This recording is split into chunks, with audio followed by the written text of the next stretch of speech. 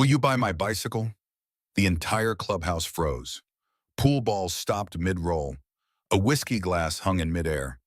Someone's cigarette burned down to nothing between two fingers that had forgotten how to move. The Iron Wolves MC was not a place where children appeared. Not on a Thursday night, not alone, not holding a battered blue mountain bike with a pink helmet swinging off the handlebars like some last scrap of innocence dragged into a world that had no use for it. She was 10 years old, maybe less. Hard to tell with kids who had been carrying too much for too long.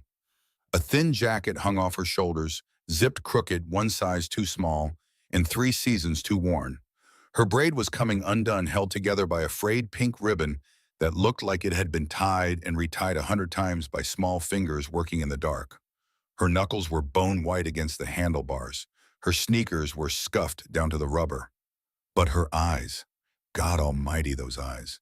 They were not the eyes of a child afraid of 20 leather-clad men in a room that smelled like engine grease and bad decisions. They were the eyes of a child afraid of everything that existed outside this room. Axel Steele set his beer down slowly. He was 47 years old, 6'3", 240 pounds of scar tissue, road dust, and silence. President of the Iron Wolves MC for 11 years. He had buried 3 brothers. He had rebuilt engines that mechanics with degrees said were beyond saving. He had ridden through storms that peeled paint off highway signs. But this, a little girl standing in his clubhouse doorway with rain dripping off a pink helmet, this was something else entirely. Gunner Cross, the sergeant-at-arms, was the first to move. He stepped forward slowly, carefully, the way a man approaches something fragile that might shatter if he breathes too hard. Gunner was built like a truck that had been in too many collisions to bother fixing the dents anymore. His arms were sleeved in ink from wrist to shoulder. His beard was the color of iron filings. He had hands that could crush a beer can without thinking about it. But right now, those hands were open palms out, gentle as prayer. The room remained absolutely still. Jax Flynn leaned against the far wall, his jaw working on nothing, his eyes fixed on the girl like he was trying to solve a math problem that had no answer. Slade Vaughn stood by the jukebox, his tattooed fingers frozen on the glass he had been about to raise. Colt Mercer sat at the card table and slowly, very slowly, laid his hand face down without looking at the cards. Axel rose from his chair. The leather creaked. His boots hit the floor with the kind of weight that usually made people step back. The girl did not step back. She held her ground, gripping that bike like it was the last solid thing in her universe. He walked toward her, each step deliberate, each step measured. He stopped 3 feet away and crouched down, bringing his eyes level with hers. This close, he could see things.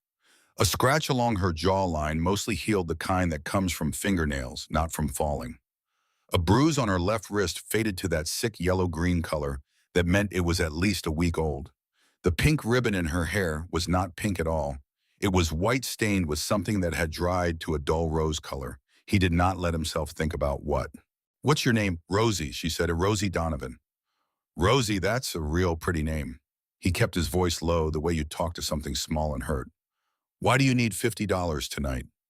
She swallowed. Her throat moved like she was trying to push something down that kept rising back up. "My mom's really sick. She needs medicine. The pharmacy said it costs $47, and I have $2.30 into my piggy bank. But that's not enough, so I thought maybe if I sold my bike, I could get the rest." She paused. Her lower lip trembled once, just once, and then she bit it still. "It's the only thing I have that's worth money. My dad gave it to me before he went away. My mom says I'm supposed to take care of it, but my mom needs the medicine more than I need a bike." Axel felt something shift inside his chest, something old and heavy and rusted shut. He heard Gunner exhale behind him, a long, slow breath that carried the weight of every broken thing the man had ever seen. "What kind of sick is your mama, Rosie?" She looked at her sneakers. She rubbed the toe of one against the floor in a small half circle, the way kids do when they are deciding whether to tell the truth or the safe version. "She fell down the stairs," Rosie said quietly. The room changed. It was not a sound. It was not a movement. It was a feeling, a pressure shift, like the air itself had clenched its fists. Every man in that clubhouse knew those words. Every man in that clubhouse had heard some version of those words before. She fell down the stairs. She walked into a door. She slipped in the shower. The vocabulary of women who had been taught that silence was safer than truth. Axel did not blink. He did not look away from her eyes. Does your mama fall down the stairs a lot, Rosie? She kept rubbing her sneaker against the floor. The half circle got smaller and smaller until her foot was barely moving at all. Sometimes. Does she fall when someone else is home? Rosie's eyes filled. She blinked fast, fierce fighting it. 10 years old and already a veteran of the war against her own tears. Wade gets mad, she whispered. He yells real loud. He breaks things. He pushes her. He calls her stupid. He calls her worthless. He says she can't do anything right. She paused. Her small hand tightened on the handlebar until the knuckles went from white to gray. He says I'm supposed to keep quiet. He says if I tell anyone, they'll take me away from my mom. He says nobody will believe me because I'm just a kid and kids make things up. She looked up at Axel, and in that look was something no child should ever have to carry. Not fear, not sadness, certainty. The absolute terrible certainty of a 10-year-old who had learned exactly how the world works and how little of it works in her favor. My mom needs help, and I don't care if they take me away. I don't care what happens to me. Just please don't let her die. Slade Vaughn turned away and put his hand over his mouth. Colt Mercer's fists were clenched so tight under the card table that his forearms were trembling. Jax Flynn had not moved from the wall, but his eyes had gone dark and distant, the way they went when he was remembering something he had spent years trying to forget. Gunnar stood behind Axel with his arms crossed, his jaw set like concrete, breathing through his nose in slow, controlled pulls. Axel reached into his back pocket. He pulled out his wallet. He took out $200 in 20s and held them out to Rosie. Her eyes went wide. But I only needed 50. Rosie, you came in here tonight and asked for help. And when a kid walks into this clubhouse and asks for help, we don't do halfway. He pressed the money into her small hand and closed her fingers around it gently. You keep your bike, and you keep that helmet. You're going to need both. Then he stood, full height. The leather of his cut creaked as his shoulders settled back. He looked at his brothers. He did not need to speak. He had been their president for over a decade, and in that time they had developed a language that required no words. A look, a nod, a shift in posture. That was enough. Gear up, Axel said. That was all. 2 words. But they moved through the clubhouse like voltage through wire. Leather rustled, chairs scraped back. Boots hit the floor in a rolling thunder of purpose. Colt grabbed his riding gloves from the bar. Slade pulled his bandana up. Jax pushed off the wall and cracked his neck one side then the other. Gunnar was already at the door, keys in hand. Outside engines roared to life one after another, a chain reaction of fury and intent that shook the gravel parking lot and sent vibrations through the soles of Rosie's worn-out sneakers. She flinched at the sound, not from fear of the bikes, from fear that this was a dream and she would wake up on the floor of her bedroom with Wade's voice coming through the walls. Axel knelt again. He put one hand on her shoulder, not heavy, not possessive, just there, steady, present. Those engines are on your side tonight, Rosie. You understand me? Every single one of them is on your side. For the first time since she had walked through that door, the muscles in her face shifted. Not a smile, not yet. Something before a smile. Something like the first crack of light under a door that has been locked for a very long time. They rode through the rain, 6 bikes in formation, headlights cutting through the dark like searchlights sweeping a battlefield.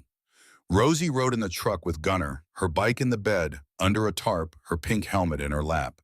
She held it with both hands the way you hold something when you are afraid that if you let go of one solid thing, everything else will come apart. Gunnar drove slowly. He kept glancing at her in the mirror. She sat perfectly still, watching the rain hit the windshield, her reflection, a ghost in the glass. You're a brave kid, Rosie. She did not answer. She just held her helmet tighter. The duplex was on Marigold Street, the kind of street that showed up on maps but had been forgotten by everyone who made decisions about things like streetlights and road repair and hope. The building sagged under the weight of its own neglect.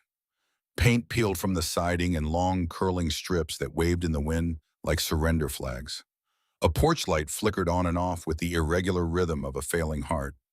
A wind chime made of bent spoons hung near the door, turning slowly, clinking against itself in a conversation no one was meant to hear. Rosie climbed out of the truck before Gunnar could come around to open her door. She walked to the front steps and pulled a key from around her neck, a small brass key on a piece of kitchen twine. She unlocked the door and pushed it open. The smell hit them first, not filth, not garbage. Worse, the smell of a place where someone had stopped trying, stale air and old coffee and the faint metallic undertone of something that every man in that group recognized but none of them named out loud. Axel stepped in first. The living room was dim. A single lamp with a torn shade cast yellow light across a couch where a woman lay on her side breathing in shallow, uneven pulls. Her arm hung off the edge, fingers almost touching the carpet. She was thin, the kind of thin that comes from choosing between feeding yourself and feeding your child and choosing the child every single time.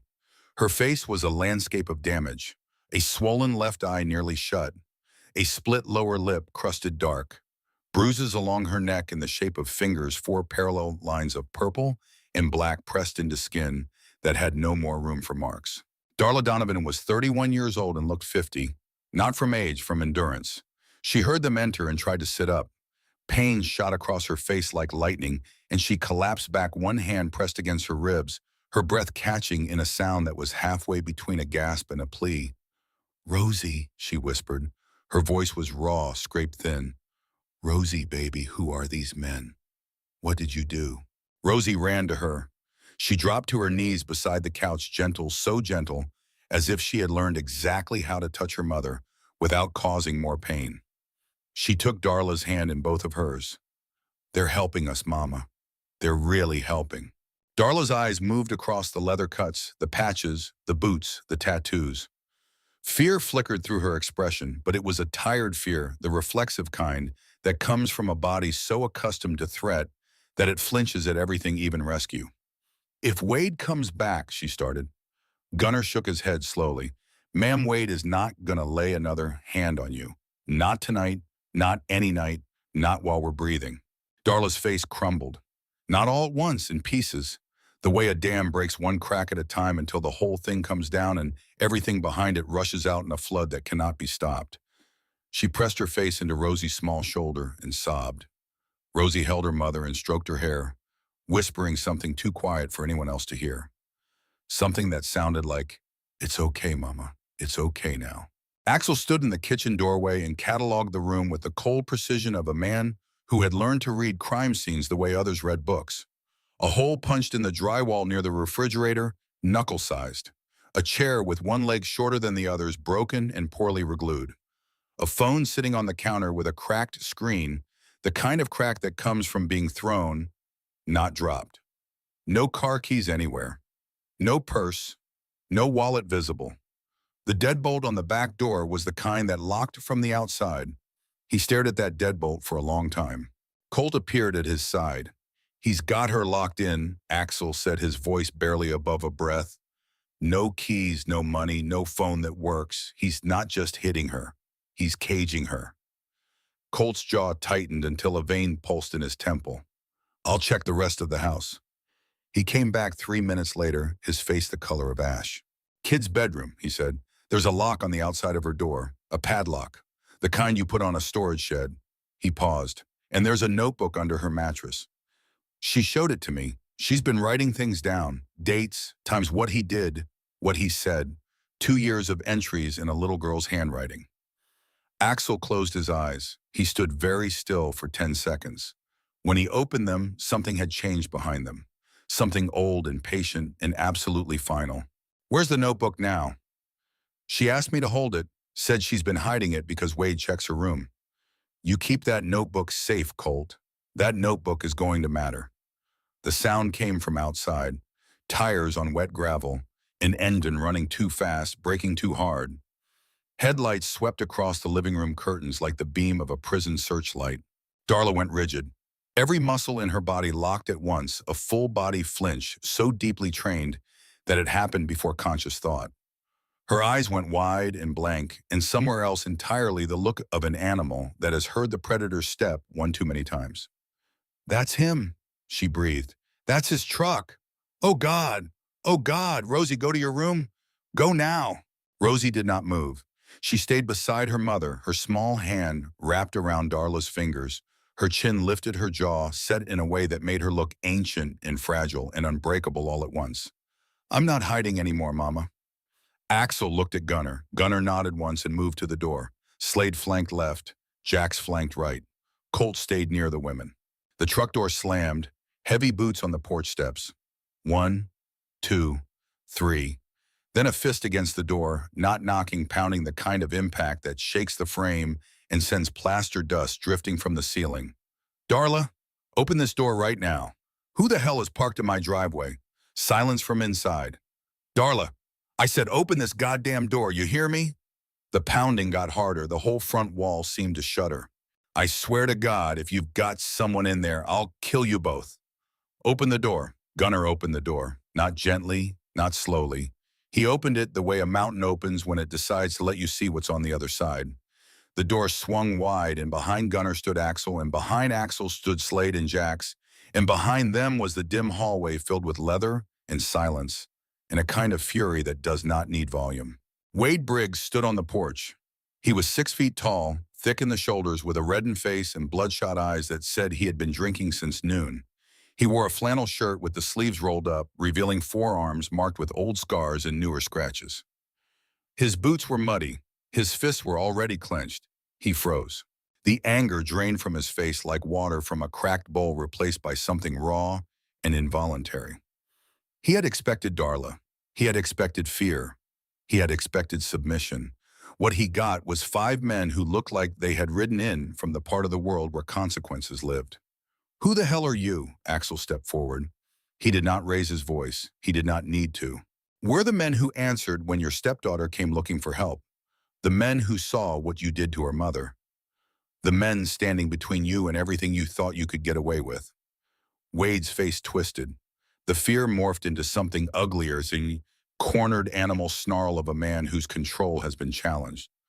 That little liar. I told her what would happen if she opened her mouth. I told her. He took a step forward, his right fist rising. Gunnar caught it, midair, wrapped his massive hand around Wade's fist like closing a vice around a stick. Wade screamed, not a shout, not a curse, a scream high and sharp and flavored with the genuine surprise of a man who had never been on the receiving end. On the ground, Gunnar said. His voice was quiet, almost gentle. The gentleness of a man who has decided exactly what is going to happen and sees no need to rush it. Wade went down, not because he chose to, because Gunnar put him there, controlled and measured with the mechanical precision of someone who had restrained much larger men in much worse situations. Slade secured his arms.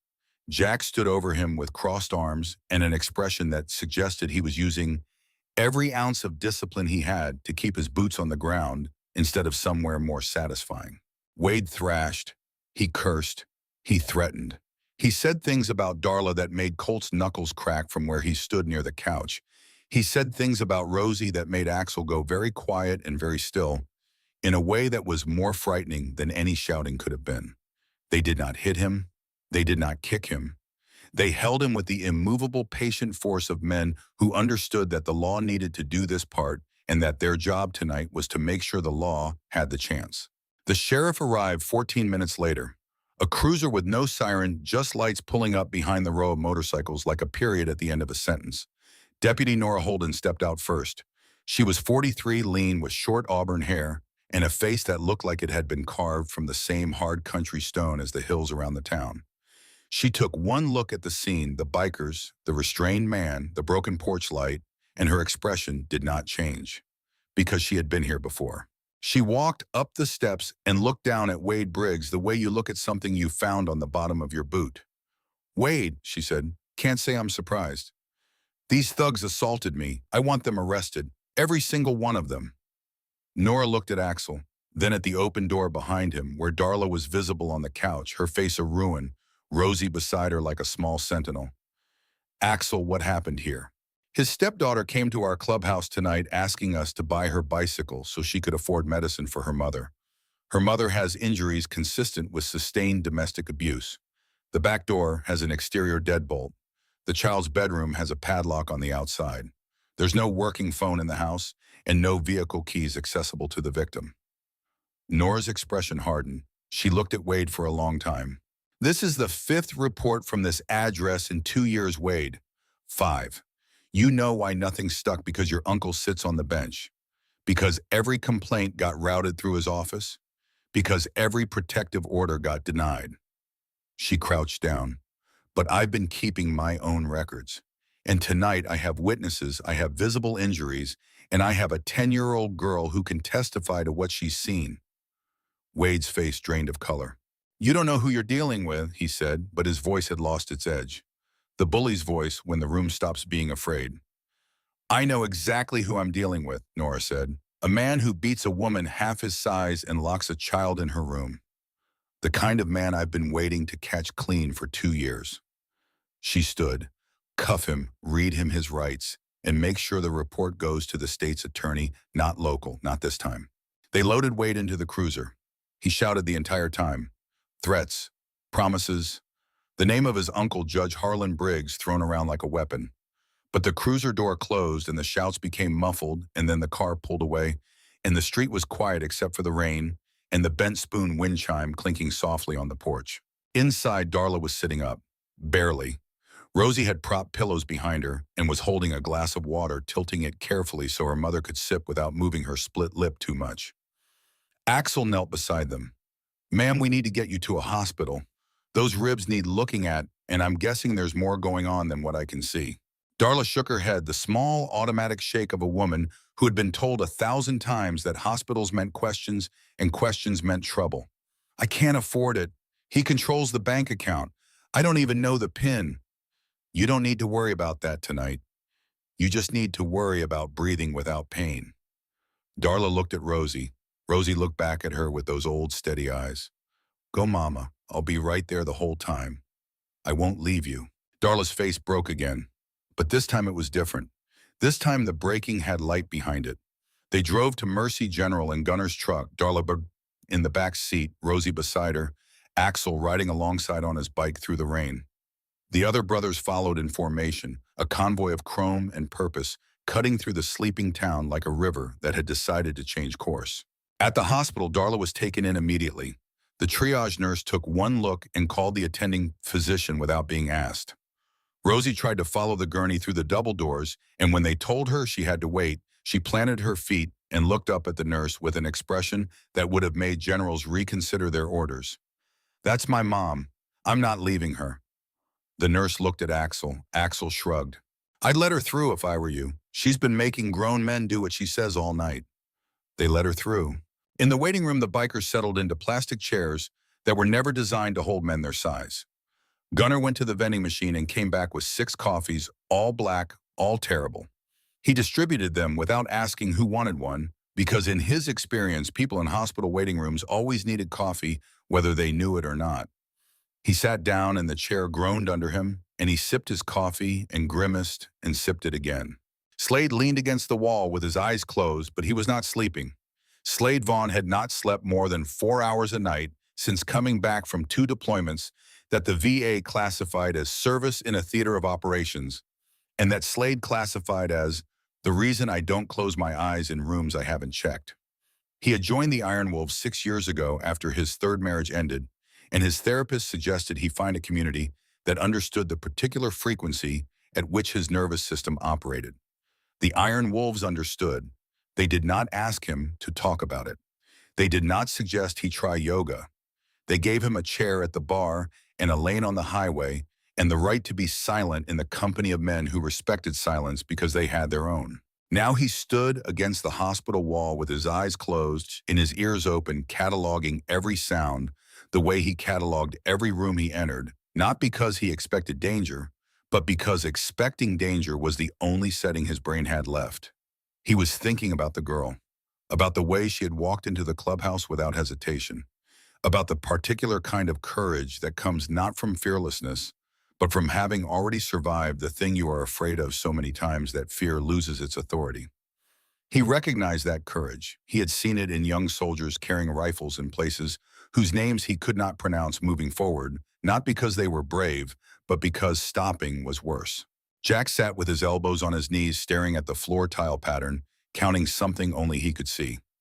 Jax Flynn was the youngest of the group, 34, lean and angular, with a face that looked like it had been assembled from spare parts that did not quite match but somehow worked together.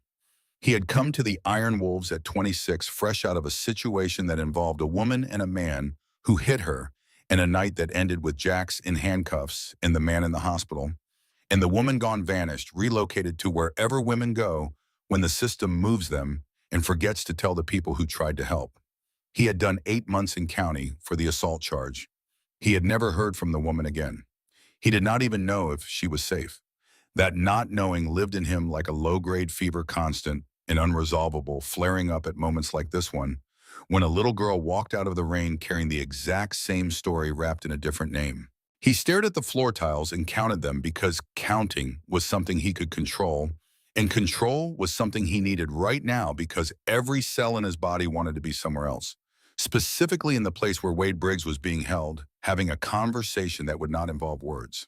Colt held the notebook. He had not let it leave his hand since Rosie gave it to him.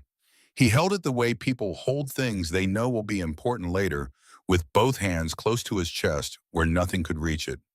Colt Mercer was 41, the quietest member of the Iron Wolves, a man who communicated primarily through nods and the occasional sentence that landed with the precision of a carpenter's nail driven flush on the first stroke. He had a daughter. That fact was the axis around which his entire life turned. His daughter Emma was 23 now, healthy, happy, living in Portland, calling him every other Sunday to talk about her job at the veterinary clinic and the sourdough starter she was trying to keep alive. She had grown up loved and safe, and unaware of how rare those things were, and Colt had spent her entire childhood making sure it stayed that way. Making sure she never knew about the nights he could not sleep, because the world was full of men like Wade and children like Rosie, and the distance between the two was never far enough. He held the notebook. He could feel the bent corner of the cover through the thin cardboard, the slight warp from humidity, the weight of 100 handwritten pages pressed together. Somewhere inside those pages, in the careful, determined handwriting of a 10-year-old girl, was a record of every terrible thing that had been done to her mother over 2 years. He held it the way you hold a grenade, aware of its power, terrified of its fragility, committed to keeping it safe until it could be delivered to someone who would know what to do with it. Axel stood by the window. Rain streaked the glass. Beyond it, the parking lot lights turned the wet asphalt into a mirror that reflected everything and revealed nothing. He pulled out his phone and dialed a number he had not used in 3 years. It rang 4 times. "Mabel, it's Axel." A pause, then a voice dry and sharp as desert wind. "Axel Steele, it's 2 in the morning. I know. Someone better be dying. Someone almost did. I need a lawyer, Mabel, the kind who doesn't scare." Another pause, longer this time. "Tell me," he told her. "All of it. The girl, the bike, the bruises, the deadbolt, the padlock, the judge's nephew, the notebook." Mabel Keller listened without interrupting. She was 71 years old, a retired defense attorney who had spent 40 years in courtrooms the way some people spend time in churches, with reverence and fury in equal measure. She had been an honorary member of the Iron Wolves since the day Axel's father had founded the club, back when the bikes were louder and the laws were looser and a handshake still meant something. When Axel finished, the line was quiet for a long time. "The notebook," Mabel said finally. 2 years of entries, in a little girl's handwriting. And Deputy Holden filed the report directly with the state. That's what she said. "Good. Holden's smart. She knows what Harlan Briggs will do if it touches his desk." Another pause. "I'll be at the hospital by 6. Don't let the mother sign anything. Don't let her talk to anyone from CPS without me present. And for God's sake, don't let those brothers of yours do anything stupid between now and then." "Mabel." "What? Thank you." "Don't thank me yet. Thank me when that man is behind bars and that child is sleeping through the night." She hung up. Axel put the phone away and stared at the rain. At 4:17 in the morning, the attending physician came out. Dr. Ellis was a tall man with tired eyes and a clipboard he held like a shield. "Family of Darla Donovan." Axel stepped forward. The doctor looked at the leather, the patches, the scars, and decided not to comment. "She has 3 fractured ribs, 2 on the left side, 1 on the right, a bruised kidney, significant soft tissue damage to the face and neck. But what concerns me more are the older injuries. She has healed fractures in her left forearm and right hand that are consistent with defensive wounds sustained over a period of at least 18 months. There's evidence of a previous concussion that was never treated, and her tox screen shows she hasn't been taking any medication despite what appears to be chronic pain. He paused. This woman has been living with untreated injuries for a very long time. She's stable now, but she needs rest monitoring and follow-up care. And I've reported the injuries to law enforcement per mandatory reporting requirements. Axel nodded. There's a 10-year-old girl in there with her. Yes, Rosie. She hasn't left her mother's side. She fell asleep in the chair about 20 minutes ago, still holding her mother's hand. The doctor looked at his clipboard, then back at Axel. That little girl carried her mother's water, adjusted her pillows, told me exactly which medications her mother had been taking before the man in the house threw them away. She knew the dosages. She knew the schedule. He paused. 10 years old. Yes, sir. Somebody raised that child right. Despite everything? Yes, sir, her mama did. The doctor nodded once and went back through the double doors. Axel sat down in the plastic chair next to Gunnar. They sat there in silence while the hospital hummed and ticked around them, the fluorescent lights buzzing the PA system, calling codes to empty halls, the vending machine cycling its compressor in a low mechanical groan. He's going to get out, Gunnar said quietly. You know that. Judge Briggs will pull strings. He'll post bail before the paperwork is dry. Probably, Poati. And then what? Axel looked at the hallway where Rosie had disappeared with her mother. Then we do what we always do. We stand in front of whoever needs standing in front of, and we don't move. Gunnar was quiet for a moment. That kid, walking into our clubhouse like that, carrying that bike in the rain. Yeah. Bravest thing I've ever seen. And I've seen some things. Axel nodded slowly. She wasn't asking for money, Gunnar. She was asking for someone to notice. Someone to look at her and see what was really happening. She walked past every house on that street, past the church, past the school, past the police station, and she came to us. A bunch of bikers in a bar. Because somewhere in that 10-year-old brain, she decided that we were the ones who might actually do something about it. Gunnar stared at the floor. Well, he said, she was right. Dawn came gray and slow, like the sky wasn't sure it wanted to commit to another day. The rain had stopped, but the world was still wet, still dripping, still catching its breath. The hospital parking lot gleamed under the early light puddles reflecting the iron-colored clouds. Mabel Keller arrived at 5:58. She drove a 1997 Lincoln Town Car, the color of a thunderstorm, and she parked it across two spaces because she had earned the right to park however she pleased. She was 5'2" and weighed maybe 115 pounds, and she walked into that hospital like she owned the building and was disappointed in its upkeep. Her white hair was pinned back in a severe bun. Her eyes were the pale blue of a gas flame. She carried a leather briefcase that was older than most of the men in the waiting room and in considerably better condition. Axel!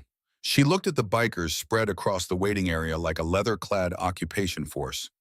I see you brought the cavalry. Mabel, this is Gunnar, Slade, Colt, and Jax. She surveyed them, each in turn. Gentlemen, I have 3 rules. You don't speak to law enforcement without me present. You don't speak to the press without me present. And you do not, under any circumstances, go within 500 yards of Wade Briggs or Harlan Briggs or anyone named Briggs until I tell you otherwise. Are we clear? 4 men who collectively had not taken an order from anyone in years nodded without hesitation. Good, now take me to the girl. They found Rosie in Darla's room, curled in the vinyl chair beside the bed, still holding her mother's hand. She had fallen asleep with her pink helmet in her lap and her sneakers still on, as if she needed to be ready to run at any moment. Darla was awake, staring at the ceiling, her unswollen eye tracking the fluorescent light the way prisoners track the sun. Mabel pulled a chair to the bedside and sat down. She did not introduce herself with credentials or titles. She simply looked at Darla and said the thing that mattered. My name is Mabel Keller. I'm here because your daughter walked into a room full of hard men last night and asked them to buy her bicycle, and every single one of them decided that wasn't good enough. She deserves better. You deserve better. And I'm here to make sure you get it. Darla looked at this tiny old woman with the gas flame eyes and the ancient briefcase, and something in her expression shifted. Not hope, not yet. Something before hope, the thing that makes hope possible. He'll come back, Darla whispered. His uncle is a judge. He always comes back. Mabel opened her briefcase and pulled out a yellow legal pad. She uncapped a pen with the decisive click of someone beginning something they intend to finish. Not this time, dear. Not this time. Rosie stirred in the chair. Her eyes opened slowly. She looked at Mabel, then at Axel, then at her mother. And for the first time in a very long time, she did not check the door. She did not listen for footsteps. She did not catalog the exits or measure the distance to the nearest hiding place. She just sat there holding her mother's hand, breathing in the strange, unfamiliar quiet of a room where no one was going to hurt them. Outside, the Iron Wolf's bikes stood in a row in the parking lot, chrome catching the first week light of morning. Gunner's truck was parked beside them, Rosie's blue bicycle still in the bed under the tarp, the pink helmet resting on the seat. Axel stood at the hospital entrance and lit a cigarette. He looked at the row of bikes, then at the sky, then at nothing in particular. Colt came out and stood beside him. Judge Briggs is going to move fast, Colt said. He's going to try to get Wade out before Mabel can file anything. Probably. What do we do? Axel took a long drag and let the smoke out slowly into the wet morning air. We do what that little girl did. We show up, we tell the truth, and we don't stop until someone listens. Colt looked at him. That's simple. It's never simple, but it's always that straightforward. The morning moved forward. The hospital woke up around them, filling with the sounds and rhythms of a new day, the squeak of nurses' shoes, the rattle of meal carts, the distant beeping of monitors, measuring the distance between here and gone. In room 114, Rosie Donovan sat beside her mother and held her hand. She was 10 years old. She had ridden through the rain to a place where no one should have helped her, and everyone did. She had carried a bicycle and a pink helmet and $2.30 in a courage so enormous it made grown men cry. She did not know what tomorrow held. She did not know about judges and bail hearings and the machinery of a system that had failed her family for 2 years. She did not know that the hardest parts were still ahead, that the man who hurt her mother would fight back with lawyers and money, and a last name that opened doors that should have stayed shut. But she knew one thing. She knew it the way she knew how to ride that blue bike, the way she knew her mother's heartbeat, the way she knew the sound of the bent spoon wind chime on the porch of the house she never wanted to see again. She was not alone. And somewhere in the parking lot below, a row of Harley engines waited in the early light, patient and powerful and ready. 12 hours. That was all it took for the system to show its teeth. Axel got the call at 8:14 the following morning. He was in the Iron Wolf's garage cleaning the carburetor of a 1972 shovelhead that had been sitting in the corner for 3 months waiting for a pair of steady hands. His phone buzzed on the workbench. Deputy Nora Holden's name on the screen. He's out, Nora said. No greeting, no preamble. Just the 2 words that every man in the clubhouse had been expecting and dreading in equal measure. How? Judge Briggs convened an emergency hearing at 6 this morning, before the state's attorney even had the file on her desk. Wade posted bond 30 minutes ago. $5,000.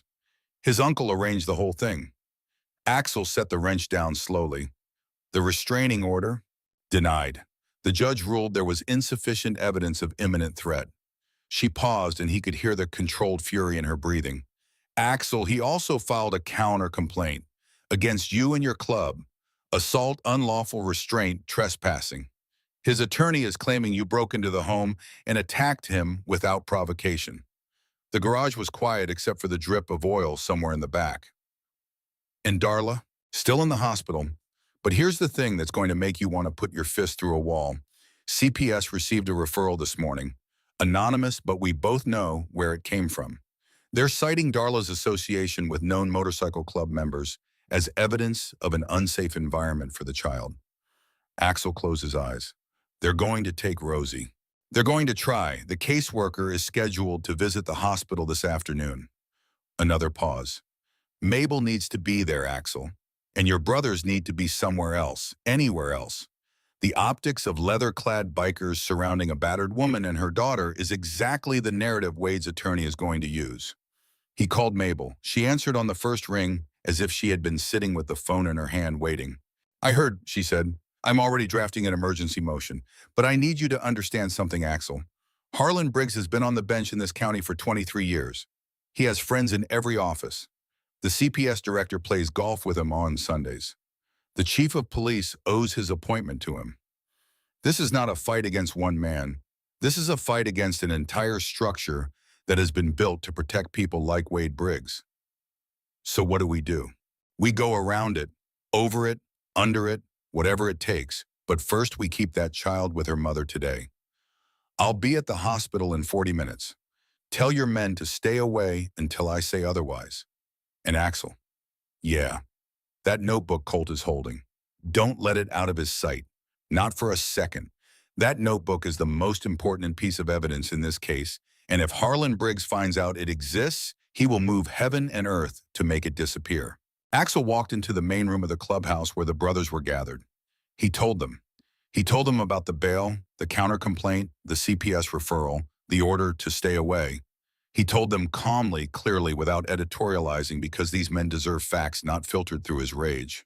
The room erupted. Jax kicked a chair across the floor hard enough to crack the leg. Slade slammed his palm on the bar and cursed in a stream of language that would have made a sailor take notes.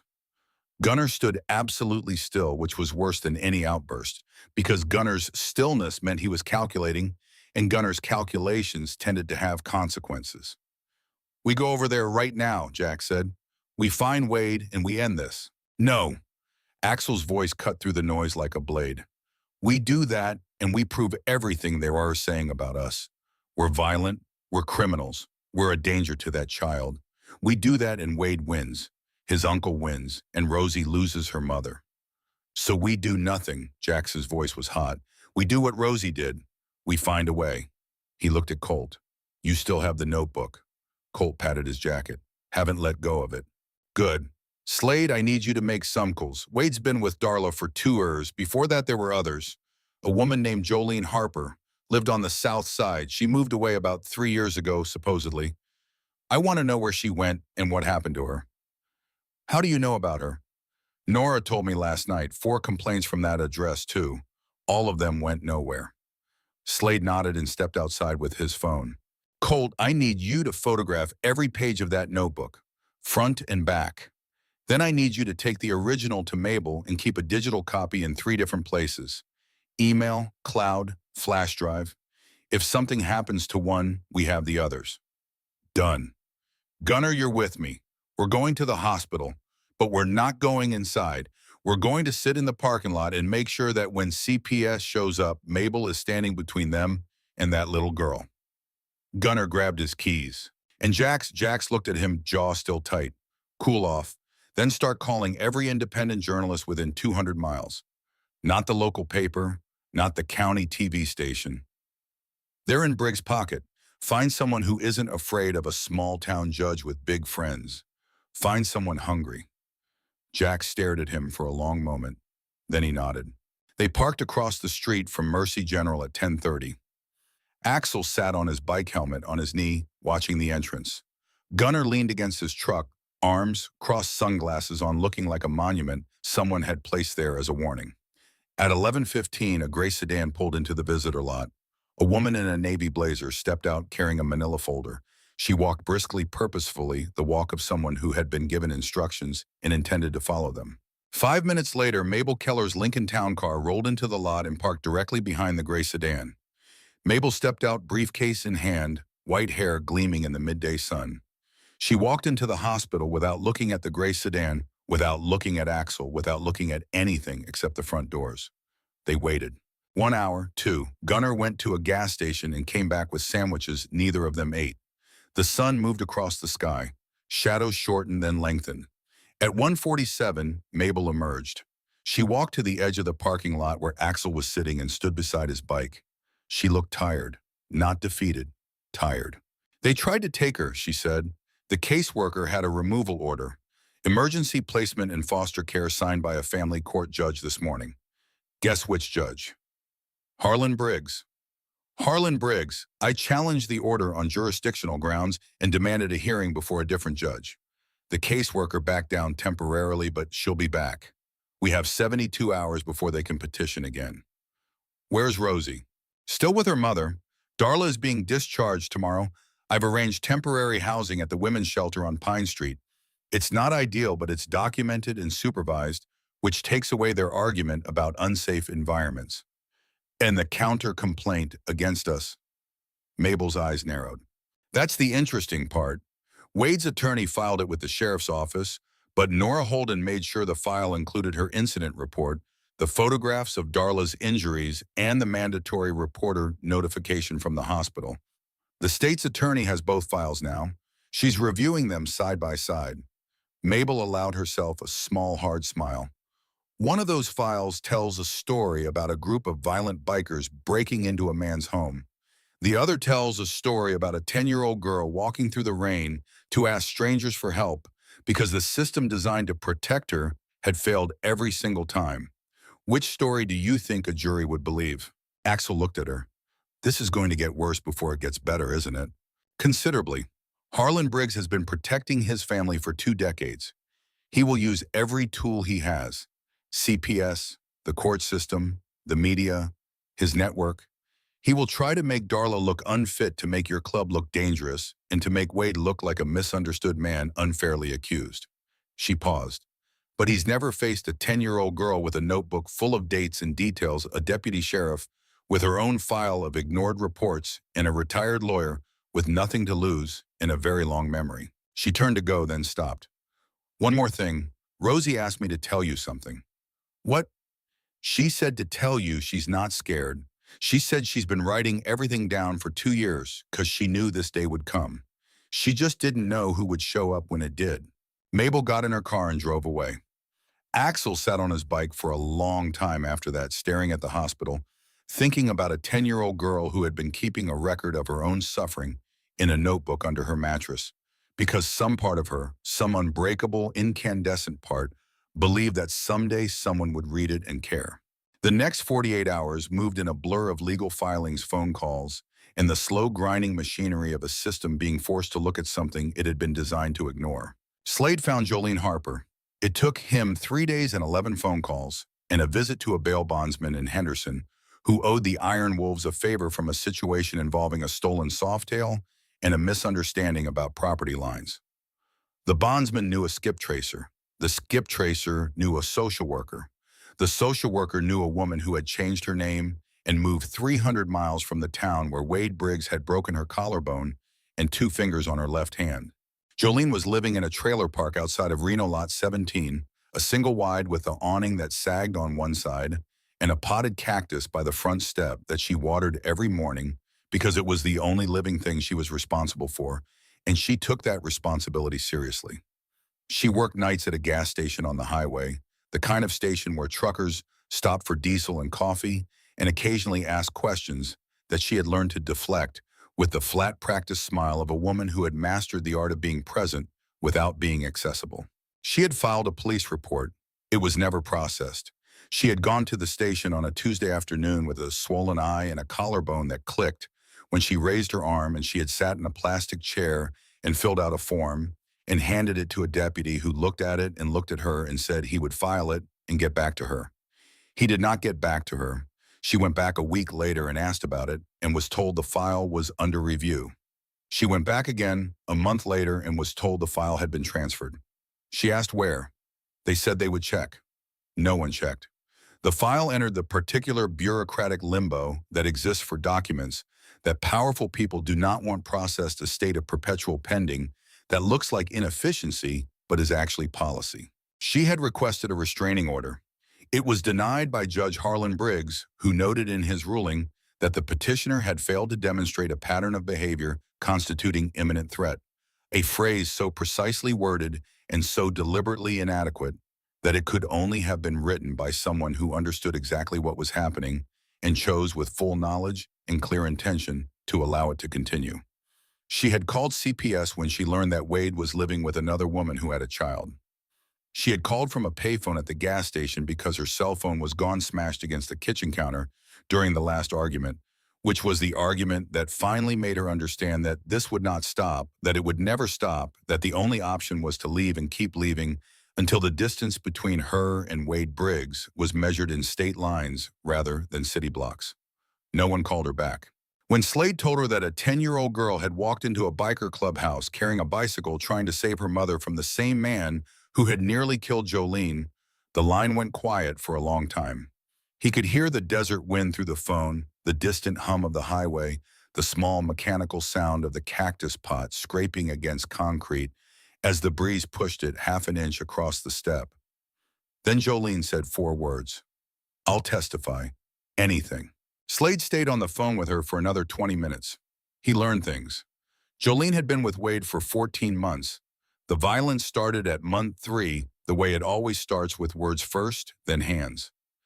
She learned quickly that the police would not help. Not in a town where Wade's uncle held court. She learned that the system was not broken. It was working exactly as designed to protect men like Wade and silence women like her. She told Slade about the woman before her, a woman named Ruth Ann. She had lived with Wade for almost a year before disappearing. Jolene had tried to find her once. She called hospitals, shelters, halfway houses. Nothing. Ruth Ann was a ghost erased from the record as completely as if she had never existed. Jolene did not know if she was alive. Slade wrote everything down. He called Nora Holden and passed along the information. Nora listened in silence, then said, I'll look into Ruth Ann. If she's findable, I'll find her. Jax found his journalist. Her name was Teresa Nolan. She worked for a regional investigative outlet based 2 counties over, the kind of publication that survived on grants and stubbornness and the belief that accountability journalism still mattered. She was 45, sharp-faced, with the particular intensity of a reporter who had been chasing corruption stories long enough to recognize the smell. She drove to the Iron Wolves clubhouse on the second day. Jax met her in the parking lot. She looked at the building, the bikes, the men lingering near the door, and she did not flinch. Tell me everything, she said. Jax told her. Not the version they wanted the public to hear. Not a sanitized narrative designed to make bikers look like saints. The truth. A kid walked in. We helped. The system is trying to punish us for it. Teresa asked questions for 3 hours. She recorded nothing, wrote nothing, just listened with the focused attention of someone building a structure in her mind, fitting each piece into place, testing the weight of it, checking for gaps. When Jax finished, she sat in her car for 10 minutes without starting the engine. Then she rolled down the window. I'm going to need to talk to the mother, and the deputy, and the lawyer. I can arrange that. And I'm going to need a copy of the notebook. Mabel has the original. We have copies. Send me the copies. I'll verify independently. She started her engine. This Judge Harlan Briggs, how long has he been protecting his nephew? At least 5 years, probably longer. Teresa nodded slowly. Then this isn't just a domestic violence story. This is a corruption story. And corruption stories are the ones that move the needle. She drove away. Jax watched her car disappear down the highway, trailing a thin cloud of dust that hung in the afternoon light like a question mark. That night, Darla was discharged from the hospital. Mabel had secured the shelter placement. Axel sent Colt and Slade to help with the move, to carry what little Darla and Rosie had, which was almost nothing. A bag of clothes, a stuffed animal, a rabbit with one ear held on by safety pins that Rosie had named Captain when she was 4 years old. Rosie's pink helmet, and the blue bicycle which Colt lifted from the truck bed and set on the shelter's porch with the care of a man handling something sacred. Rosie stood in the doorway of their new room. It was small. A bed, a cot, a dresser, a window that looked out onto a parking lot. The walls were the color of oatmeal. The carpet had a stain near the radiator that looked like a map of a place nobody wanted to visit. The overhead light buzzed with the particular frequency of fluorescent tubes that have been running too long and are not sure why they bother. But the door locked from the inside, and there was no padlock on the outside. She looked at the door lock for a long time. She reached out and turned the deadbolt. Click. She turned it back. Click. She turned it again. Click. Each time she listened to the sound with the focus of someone learning a new language, a language that said, this door belongs to you. Mama, she said, I can lock it myself. Darla sat on the bed and pulled Rosie onto her lap, careful of her ribs, and held her. They sat like that without speaking, 2 people learning what it felt like to be in a room where the locks worked for them instead of against them. Colt stood in the hallway and watched them through the half-open door. He had not let go of the notebook since Rosie placed it in his hands, and even now, with the digital copies secured in 3 separate locations, he kept the physical copy inside his jacket, close to his chest, the way a soldier carries orders from a commanding officer whose rank exceeds his own. He thought about his own daughter. She was 23 now, living in Portland, working as a veterinary technician, calling him every other Sunday to talk about nothing and everything. He thought about how she had never, not once in her entire life, needed to keep a secret notebook under her mattress. He thought about what it meant that some children did. He thought about it for a long time, standing in that hallway, until Slade touched his shoulder and told him it was time to go. They left. The shelter was quiet. The parking lot was empty except for Mabel's Lincoln, parked under the single working light, like a sentinel. And inside it, Mabel Keller sat with her briefcase on the passenger seat, reading documents by the dome light, preparing for a war she had been training for her entire career. Back at the clubhouse, while the legal and logistical machinery turned its slow gears, the brothers did the thing they knew how to do. They fixed what was broken. Gunnar brought Rosie's bicycle into the garage on the second morning. He set it on the workbench under the fluorescent lights and looked at it for a long time, the way he looked at engines before he started working on them. Reading the machine, understanding its history through the language of wear and damage, and the particular way things bend when they have been carrying too much weight. The bike was a wreck, not from the rain ride, from before. From years of a child riding it on roads that were not maintained, storing it in places that were not dry, maintaining it with the limited tools and knowledge available to a 10-year-old who had been told to take care of it by a mother who had too many other things to take care of. The chain was rusted. The tires were bald in patches, the rubber cracked along the sidewalls. The brake cables were frayed. The seat was torn, held together with duct tape that had peeled and restuck and peeled again until it looked like the tape was growing there naturally, a metallic gray moss on a small purple saddle. But the frame was good, solid. The kind of steel they used to make things out of when making things was still about durability rather than cost. And the pink bell mounted on the right handlebar with a small bracket that had been installed by someone who cared about placement, someone who understood that a bell should be where small fingers could reach it without letting go of the grip. The pink bell was perfect. Dented slightly, scratched. But when Gunnar flicked it with his thumbnail, it rang clear and true, a bright sound in the oily garage that made something in his chest tighten. When they were done, the bike looked like what it was. Not a new bike, a rebuilt bike. A machine that had been taken apart and put back together by hands that understood machines and valued the history embedded in every scratch and dent and worn surface. It was better than new because new has no story. This bike had a story. This bike had been ridden through the rain by a child who was willing to sell the last thing she loved to save the person she loved more. That story lived in the frame and the handlebars and the pink bell that rang clear and true, and no amount of new parts could replace it, and no one in that garage wanted to. She placed the report on the judge's bench. The second is the incident file compiled by Deputy Nora Holden, documenting 5 separate reports of domestic violence from the Donovan residence over the past 2 years, all of which were either dismissed or never processed, each one routed through the office of Judge Harlan Briggs, who is the biological uncle of the accused Wade Briggs. She placed the file beside the report. The third, and here Mabel paused and her voice dropped to a register that made everyone in the room lean forward, is a notebook kept by Rosie Donovan, age 10, over a period of 2 years. In this notebook, written in the hand of a child, are dated entries documenting every incident of violence she witnessed in that home. Dates, times, descriptions of injuries, exact words spoken by Wade Briggs, including threats against both her mother and herself. 2 years of evidence, Your Honor, kept by a 10-year-old girl who was told that no one would believe her because she was just a kid. She placed the notebook sealed in a clear evidence bag on the bench. The courtroom was silent. The kind of silence that has weight. The kind that pushes against your chest and makes you aware of your own breathing. Judge Cobb opened the notebook. She read for a long time. Her face did not change.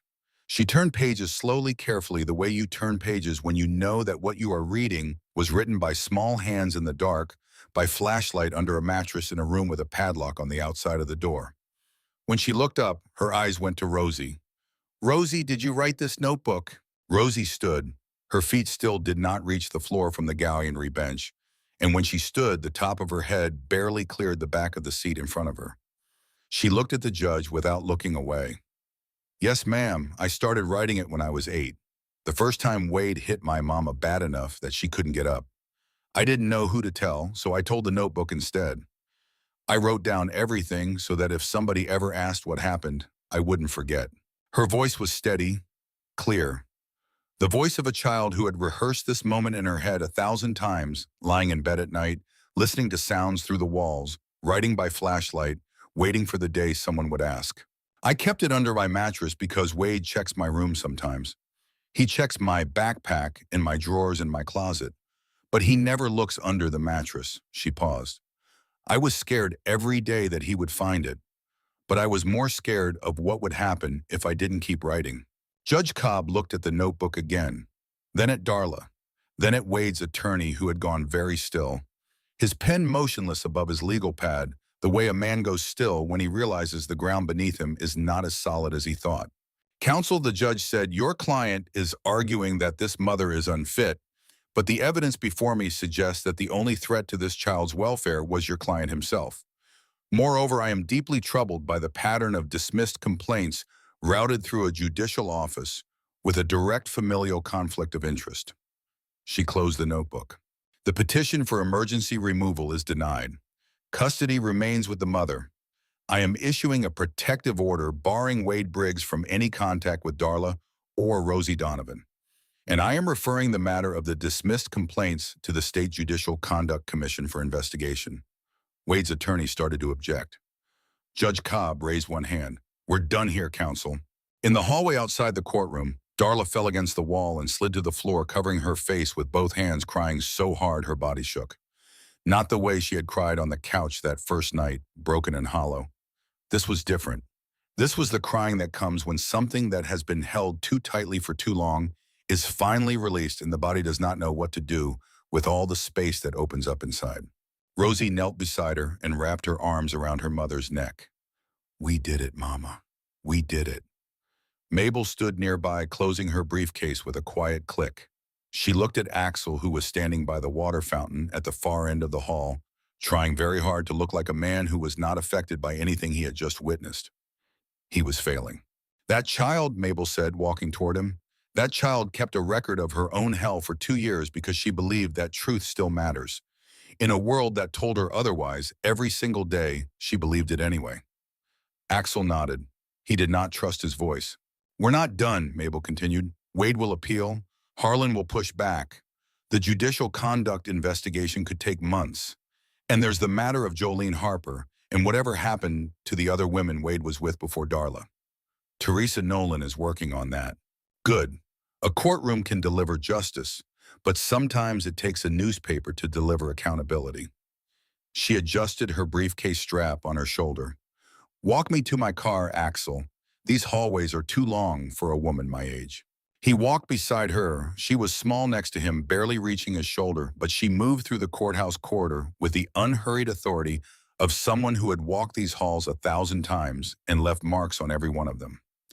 People stepped aside, not because she was intimidating, because she was Mabel Keller, and in this part of the state, that name meant something that had nothing to do with size.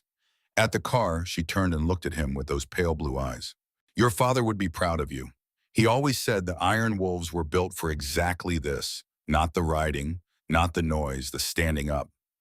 She got in her Lincoln and drove away. The thunderstorm-colored car moved slowly through the parking lot, deliberate and certain the way its owner moved through courtrooms. Axel stood in the courthouse parking lot. The sun was going down.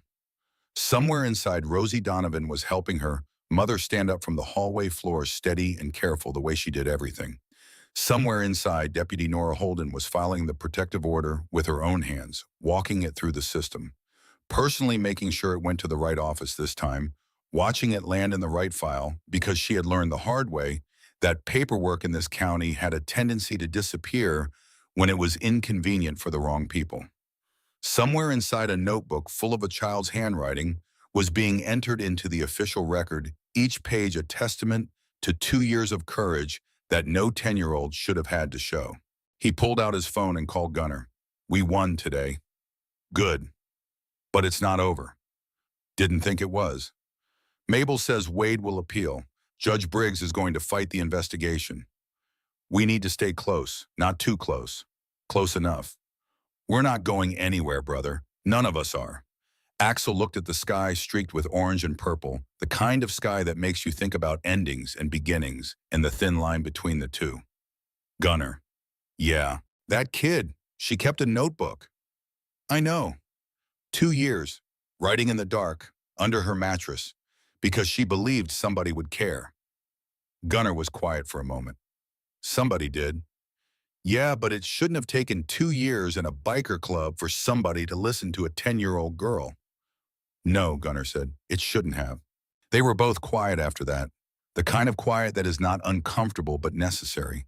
The kind of quiet that men share when they have seen something that has changed them, and they are not yet ready to talk about how. The sky darkened.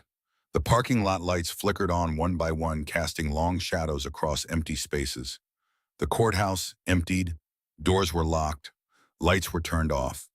The building settled into its nighttime posture, old wood creaking, old pipes humming, the accumulated weight of 100 years of decisions resting on its bones. Inside the women's shelter on Pine Street, Rosie Donovan sat on the edge of her cot and looked at the ceiling. Her mother was asleep in the bed beside her, breathing evenly for the first time in 2 years.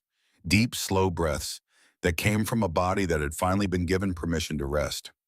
Rosie reached over and touched her mother's hand, just touched it, felt the warmth, felt the pulse, felt the life. Then she pulled her composition book from under her pillow and opened it to a fresh page. She wrote in her careful, determined handwriting, "Today was a good day." The judge listened. Mama cried, but the good kind. Colt said my notebook helped. I'm going to keep writing because you never know when someone will ask what happened and you need to remember. She closed the book and slid it back under her pillow, but she did not check the door lock this time. She already knew it worked. Teresa Nolan's story broke on a Tuesday morning. It was not the kind of story that appeared in headlines designed to attract casual readers. It was long-form investigative journalism, the kind that takes weeks to build and minutes to detonate. 12,000 words across 3 pages of the Ridgeline Independent, accompanied by court documents, medical records, and a photograph of a padlock on a child's bedroom door that looked exactly like what it was, evidence of a crime that had been happening in plain sight. The headline was simple: a judge, his nephew, and the system that looked away. The story began with Jolene Harper. It traced 5 years of complaints, all filed, all ignored, and all routed through the same judicial office. It documented Wade Briggs's history, the pattern of relationships, the pattern of violence, the pattern of women who disappeared from the community without explanation or inquiry. It detailed the procedural failures, the rejected restraining orders, the unprocessed police reports, the CPS referrals that were never followed up, each one a door that should have opened onto help and instead opened onto nothing. And then it told the story of Rosie Donovan, a 10-year-old girl who walked into a biker clubhouse on a rainy Thursday night carrying a blue mountain bike and a pink helmet, asking if someone would buy her bicycle so she could afford medicine for her mother. A 10-year-old girl who had kept a notebook for 2 years documenting every act of violence in her home, writing by flashlight under her mattress because she believed that someday someone would ask what happened. Teresa did not quote the notebook. She described it. She described the handwriting, which started in large, careful block letters and gradually became smaller, tighter, more controlled, as if the child was learning to compress her pain into smaller and smaller spaces to make room for more. She described the dates, which were meticulous. She described the details, which were specific in the way that only an eyewitness can be specific, not the broad strokes of memory, but the sharp edges of lived experience. She described an entry from February of the previous year that read simply, "He broke 3 plates and Mama's finger. I hid in the closet. I heard everything." The story went out at 6 in the morning. By noon, it had been picked up by 3 wire services. By evening, it was on the front page of every major news site in the state. By the following morning, the state attorney general's office had announced a formal investigation into Judge Harlan Briggs and the handling of domestic violence cases in the county. The reaction was not subtle. It was a detonation. Letters to the editor, social media posts, phone calls to the county supervisor's office, a candlelight vigil organized by a women's advocacy group held on the courthouse steps, attended by 300 people who stood in the dark holding flames and saying nothing, because silence in this context was the loudest thing any of them could do. The calls started coming into Deputy Nora Holden's office before lunch on the first day. Women, one after another, some from the county, some from surrounding areas, women who had filed complaints that went nowhere. Women who had been told that their injuries were not severe enough, that their testimony was not credible enough, that the court had reviewed their case and found no cause for action. Women who had stopped calling because calling had never done anything except make it worse. Nora took every call. She wrote down every name. She added them to her file, which had grown from a folder to a box, from a box to a cabinet. She did not cry at her desk because she had trained herself not to cry on the job. But that night in her car in the parking lot of the sheriff's office, she sat in the dark for 20 minutes with her hands on the steering wheel and her forehead resting on her hands, and she let the quiet do what it needed to do. Then she started the engine and drove home because there was work to do tomorrow, and the day after that, and the day after that.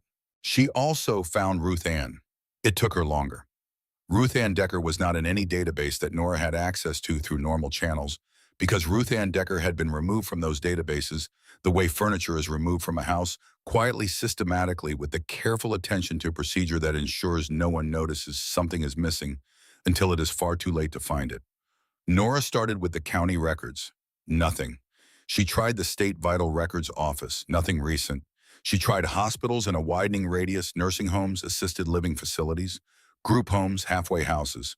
She called 23 places before she found a match, a billing record in a care facility in northern Nevada that listed a Ruth Ann Decker admitted 6 years prior. Ruth Ann Decker was 67 years old, wheelchair-bound, with cognitive impairment consistent with repeated traumatic brain injuries. She had been Wade Briggs's common-law partner for 9 months, 7 years ago. She had no family. She had no visitors, not one in 6 years. The nurse at the facility told Nora that Ruth Ann received a card at Christmas from the county social services office, a generic card with a printed message and no personal note, and that was the extent of human contact she received from the world outside the facility's walls. She had been placed there by the county after being found unresponsive in an apartment that Wade had vacated 3 days earlier. 3 days. He had left her on the floor of the apartment for 3 days. The neighbors had called because of the smell. Not the smell of death, the smell of a body that has been lying in one position for so long that the basic biological functions of living become their own kind of emergency. The official record stated she had suffered a fall. The medical record told a different story, one written in fracture lines and brain damage, and the careful clinical language that doctors use when they know what happened, but cannot prove it. Subdural hematoma, orbital fracture, cervical spine compression, defensive wounds on both forearms. The admitting physician had written in the margins of the intake form a single sentence that Nora read 3 times, injuries inconsistent with reported mechanism. 4 words that said everything and changed nothing, because 4 words in the margin of a medical form do not have the weight to move a system that does not want to be moved. Nora drove to the facility. It was a 4-hour drive each way through desert that looked like the surface of a planet that had given up on the idea of supporting life. She drove with the windows down because the air conditioning in her cruiser had been broken for 3 months, and the county budget did not include repairs for equipment that still technically functioned. The hot wind tasted like dust and sage and the particular dryness that settles into your teeth and stays there. The facility was a low, flat building surrounded by a parking lot that was mostly empty and a lawn that was mostly brown. The lobby smelled like disinfectant and something else underneath the sweet, heavy smell of lives that have been reduced to their most basic elements, breathing and eating and sleeping, and the slow accumulation of hours that pass without being lived. She sat with Ruth Ann for 2 hours. Ruth Ann was in a wheelchair by a window that overlooked the brown lawn. She was small, smaller than a 67-year-old woman should be, as if the injuries had compressed. Her folded her inward, reduced her to a version of herself that took up the minimum possible space. Her hands were in her lap, the fingers bent at angles that spoke of fractures that had healed without being set. Her eyes were open, but focused on something that was not in the room, something in the middle distance that only she could see, a place she visited often, judging by the way the nurses left her there, without commenting the way you leave someone who has found the only comfortable spot in an uncomfortable world. Ruth Ann did not remember Wade's name. She did not remember the apartment. She did not remember the fall that was not a fall, or the 3 days on the floor, or the neighbors who called, or the ambulance that came, or any of the machinery that had transported her from one life to another, without asking her permission or offering her a choice. She remembered very little, in fact, except for a dog she had loved once, a beagle named Chester, who slept on her feet and barked at the mailman and ate the corners off the newspaper before she could read it. She remembered Chester with a clarity and affection that made Nora's throat tight, because the memories that survived the damage were the ones Ruth Ann had loved most, the ones that had been stored so deep that even a subdural hematoma could not reach them. And she remembered the way the morning light came through the kitchen window of a house she may or may not have lived in, the light falling across a counter where she made coffee, the steam rising into the beam, catching the particles of dust that floated there, turning them gold. She told Nora about the light for 20 minutes. She described it the way poets describe things, with specific attention to color and texture, and the way it changed as the morning progressed, growing whiter, losing its gold, becoming ordinary.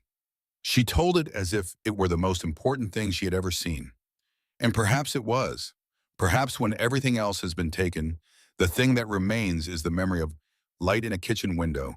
And that is enough to build a life around, even a life lived in a wheelchair, in a facility with a brown lawn and a parking lot that is mostly empty. Nora held Ruth Ann's hand while she talked. She did not ask questions about Wade. She did not push for details that the damaged brain could not provide. She just sat and listened and held the hand with the crooked fingers and let Ruth Ann tell her about Chester and the kitchen light and the coffee steam turning gold. But the medical records remembered everything, every injury, every admission, every notation in the margins. Nora copied them all, every page, every chart, every physician's observation, and she drove home through the desert with the copies on the passenger seat and the windows still down and the hot wind still tasting like dust and something else now, something that tasted like resolve. She added the records to her file, which had grown from a folder to a box to a cabinet, and she sat at her desk, and she did not cry because she had trained herself not to cry on the job, but she pressed her thumb and forefinger against the bridge of her nose, and she breathed very carefully for a full minute before she picked up the phone and called Mabel. Judge Harlan Briggs issued a statement through his attorney. He denied any impropriety. He stated that all judicial decisions were made in accordance with the law and established procedure. He called the allegations unfounded and politically motivated. He did not mention his nephew. He did not mention Rosie Donovan. He did not mention the padlock on a child's bedroom door. He did not mention Ruth Ann Decker sitting in a care facility with a brain that Wade Briggs had broken. Nobody believed him. Not anymore. The Judicial Conduct Commission scheduled a hearing for the following month. Wade Briggs, emboldened by his uncle's defiance, or cornered by the collapsing walls of his protection, or simply driven by the blind, predictable compulsion of a man who cannot accept that his control has ended, did exactly what men like Wade always do when they feel their grip slipping. He escalated. It happened on a Thursday night, exactly 2 weeks after Rosie had walked into the Iron Wolves clubhouse. A cycle, a repetition. As if the universe had arranged the timeline to make a point about patterns, about the way violence moves in circles, about the way abusers always return to the scene of their ownership to reassert a claim that was never theirs to make. Rosie was in the shelter common room, sitting at a table doing homework. Long division. She had been working through the problems, slowly, carefully, the way she did everything with the patience of a child who had learned that rushing leads to mistakes and mistakes lead to consequences. She was on problem number 17. She was getting them all right. She had always been good at math. Numbers followed rules. Numbers did not change their mind. Numbers did not lie. She heard the truck first. The engine. She knew that engine the way some children know their father's footsteps or their mother's voice or the sound of the school bell at the end of the day, by instinct, by repetition, by the particular kind of knowledge that comes from living with threat long enough that your body learns to identify it before your mind does. She knew the weight of that engine, the rhythm of its idle, the particular growl of a motor that had been driven hard and maintained poorly. She looked up from her math problems. Her pencil stopped moving. The shelter director, a woman named Gail Weaver, was at the front desk. Gail was 58, built like a fireplace, with a voice that could comfort a child and command a room in the same breath. She had been running the Pine Street shelter for 14 years. She had seen men like Wade before. She had a protocol for men like Wade. But protocols assume that men follow the rules of engagement, and men like Wade do not follow rules. They follow compulsion. She saw the headlights sweep across the parking lot and reach for the phone.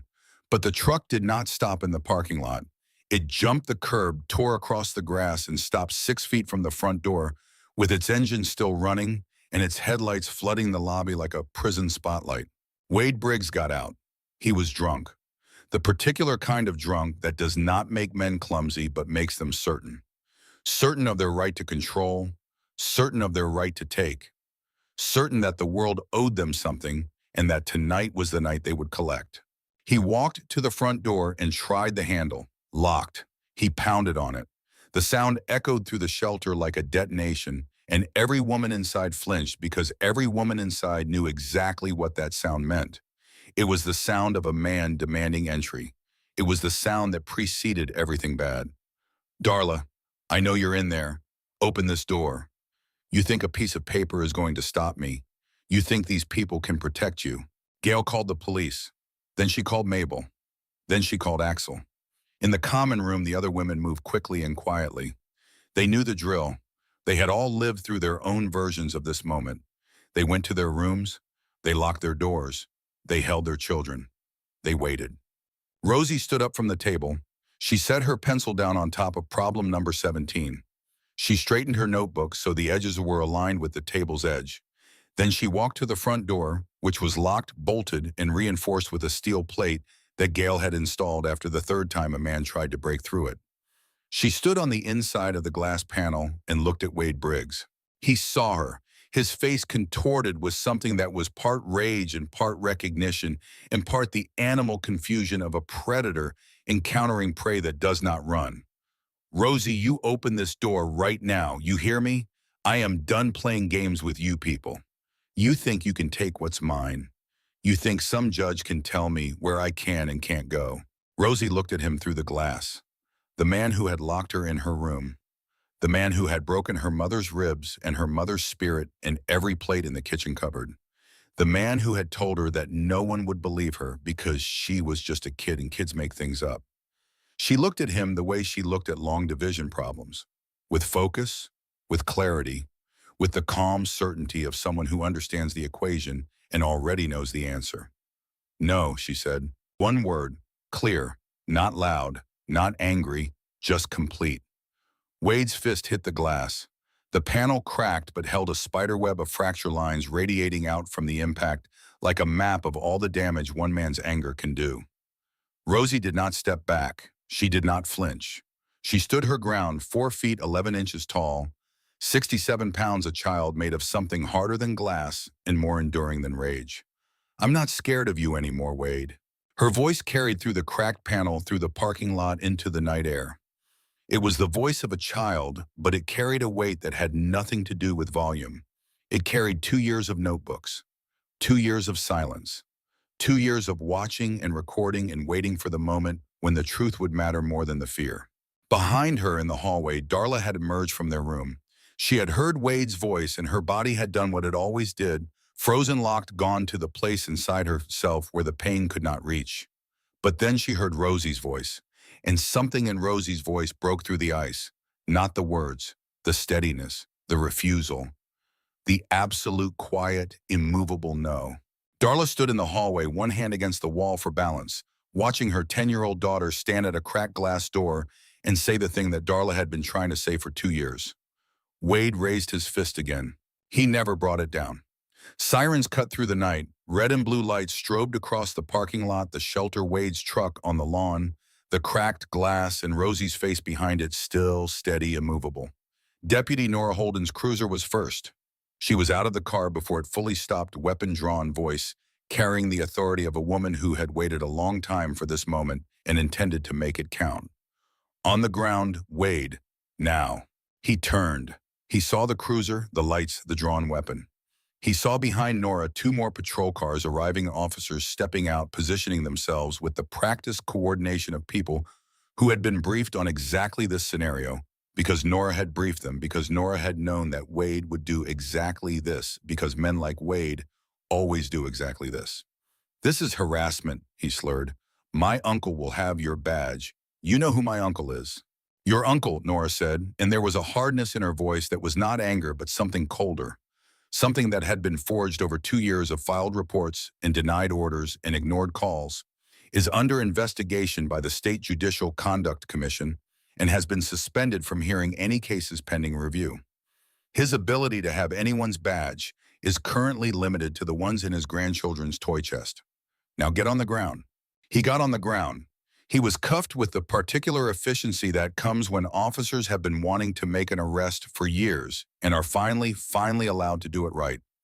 He was placed in the cruiser. The door closed, the sirens wound down, the parking lot went quiet. Rosie stood at the cracked glass door. The spider web of fracture lines caught the red and blue lights and threw tiny colored reflections across her face, her white shirt. Her hands, which were open at her sides, relaxed the hands of someone who has just put something down that they have been carrying for a very long time. Behind her, Darla emerged from the hallway. She moved slowly, each step an act of will, crossing the common room floor toward her daughter. When she reached Rosie, she stopped. She looked at the cracked glass. She looked at the empty parking lot where the cruiser had been. She looked at her daughter, this small, impossible, unbreakable child. "Rosie," she whispered. Rosie turned. She looked at her mother, and then she walked to her and took her hand the way she always did, gently, carefully, aware of the healing ribs, aware of the places that still hurt. "He's gone, Mama. For real this time." Darla sank to the floor, not from weakness, from release. The way you sink when the weight you have been carrying is finally lifted and your body does not know what to do without it. Rosie sank with her. They sat together on the worn carpet of the shelter common room, under fluorescent lights that hummed and buzzed, surrounded by the sounds of other women emerging from rooms and hallways, opening doors that they had locked, stepping back into the common space. And Darla held her daughter and Rosie held her mother, and neither of them spoke because some things do not need words. Some things just need two people on a floor in the quiet breathing. Gail Weaver stood behind the front desk and looked at the cracked glass door. She made a mental note to call the glass company in the morning. Then she made another mental note, the kind you keep for yourself, the kind that lives in the place where the work becomes more than just work. She thought, "I have been doing this for 14 years. I have seen a lot of people walk through that door looking for safety, but I have never seen a 10-year-old girl stand at that door and refuse to let a grown man's fist drive her backward." She turned off the lobby light and went to make coffee for the police officers who would be arriving shortly to take statements. Because there was always paperwork. Because that was how the system worked, one page at a time, one signature at a time, one brave little girl at a time. Axel arrived 12 minutes later. He had been at the clubhouse when the call came, and he had ridden through the night streets at a speed that was inadvisable, impossibly illegal, and absolutely necessary. He stood outside the shelter and looked at the truck on the lawn, the cracked glass, the tire marks on the grass. Nora was still there, finishing her report, standing in the pool of light from the single working parking lot lamp, writing in a notebook of her own. "He violated the protective order," she said without looking up. "That's a felony. No bail this time. And this time the report goes straight to the state. Harlan Briggs can't touch it." "How's the girl?" Nora looked at him then. Her face was tired, but there was something in her eyes that had not been there before. Something that looked like satisfaction, but was deeper than that. Something that looked like the feeling you get when you have been pushing against a wall for years and the wall finally moves. She stood at that door and told him that she wasn't scared anymore. He punched the glass right in front of her face and she didn't move. She just stood there and told him no. Axel looked at the cracked glass, at the small smudge on the inside where a child's breath had fogged the panel, at the web of fracture lines radiating out from the impact of a grown man's fist, stopped by a quarter-inch of reinforced glass and the unyielding presence of a girl who weighed 67 pounds. "She's 10, he said. "I know," Nora said, "and she's braver than anyone I have ever met, and I include you in that, Axel." He did not argue. He did not feel qualified. The trial was set for 6 weeks later. Not in the county courthouse, which was still under the shadow of Harlan Briggs's now suspended authority, but in the circuit court before Judge Ellen Cobb, who had already demonstrated a preference for evidence over influence and justice over convenience. In those 6 weeks, the case grew. Teresa Nolan published 2 follow-up stories. The first detailed the history of Jolene Harper and Ruth Ann Decker, 2 women whose lives had been systematically dismantled by Wade Briggs under the protective umbrella of his uncle's judicial authority. The second examined the broader pattern, the hundreds of domestic violence cases that had passed through Harlan Briggs's courtroom, the statistical anomaly of his dismissal rate, the way his rulings deviated from state averages in ways that could not be explained by judicial philosophy or legal interpretation, but only by something simpler and uglier, a man using his position to protect his blood. Jolene Harper came forward publicly. She gave an interview from her trailer in Reno, sitting in a folding chair outside her front door, squinting into the Nevada sun, her left hand still crooked from the fingers Wade had broken 3 years ago. She spoke quietly and without emotion, the way people speak when they have processed something so completely that it has become fact rather than feeling. She said she was not brave. She said she was angry. She said she had called every number she was supposed to call and knocked on every door she was supposed to knock on. And the system had told her over and over in 100 different ways that her pain was not important enough to matter. She said a 10-year-old girl on a bicycle had accomplished in one night what she had failed to accomplish in 14 months. Two other women came forward after Jolene. Their stories were different in the details but identical in the architecture. Wade, violence, complaints, silence. The machine working as designed, protecting the man and erasing the women. The prosecutor was a woman from the state attorney general's office named Diana Vale. She was 48, methodical, unshakable, and she had built her case the way engineers build bridges, with redundancy and precision, so that removing any single piece would not cause the structure to collapse. She had Darla's medical records. She had Nora's incident file. She had Jolene's testimony. She had Ruth Ann's medical history. She had Teresa Nolan's investigative reporting. She had the photographs of the padlock and the deadbolt and the cracked phone and the hole in the kitchen wall. And she had the notebook. Wade Briggs sat at the defense table in a suit that did not fit him, too tight across the shoulders, too long in the sleeves, borrowed or rented or purchased in haste by an attorney who was running out of options. His attorney, a man named Lester Quarles, had been retained by Harlan Briggs, but Harlan's resources were contracting rapidly as the investigation tightened around him like a fist. Quarles looked tired. He looked like a man who had taken a case because someone powerful asked him to, and was now realizing that powerful and right were not the same thing and never had been. The prosecution called its witnesses.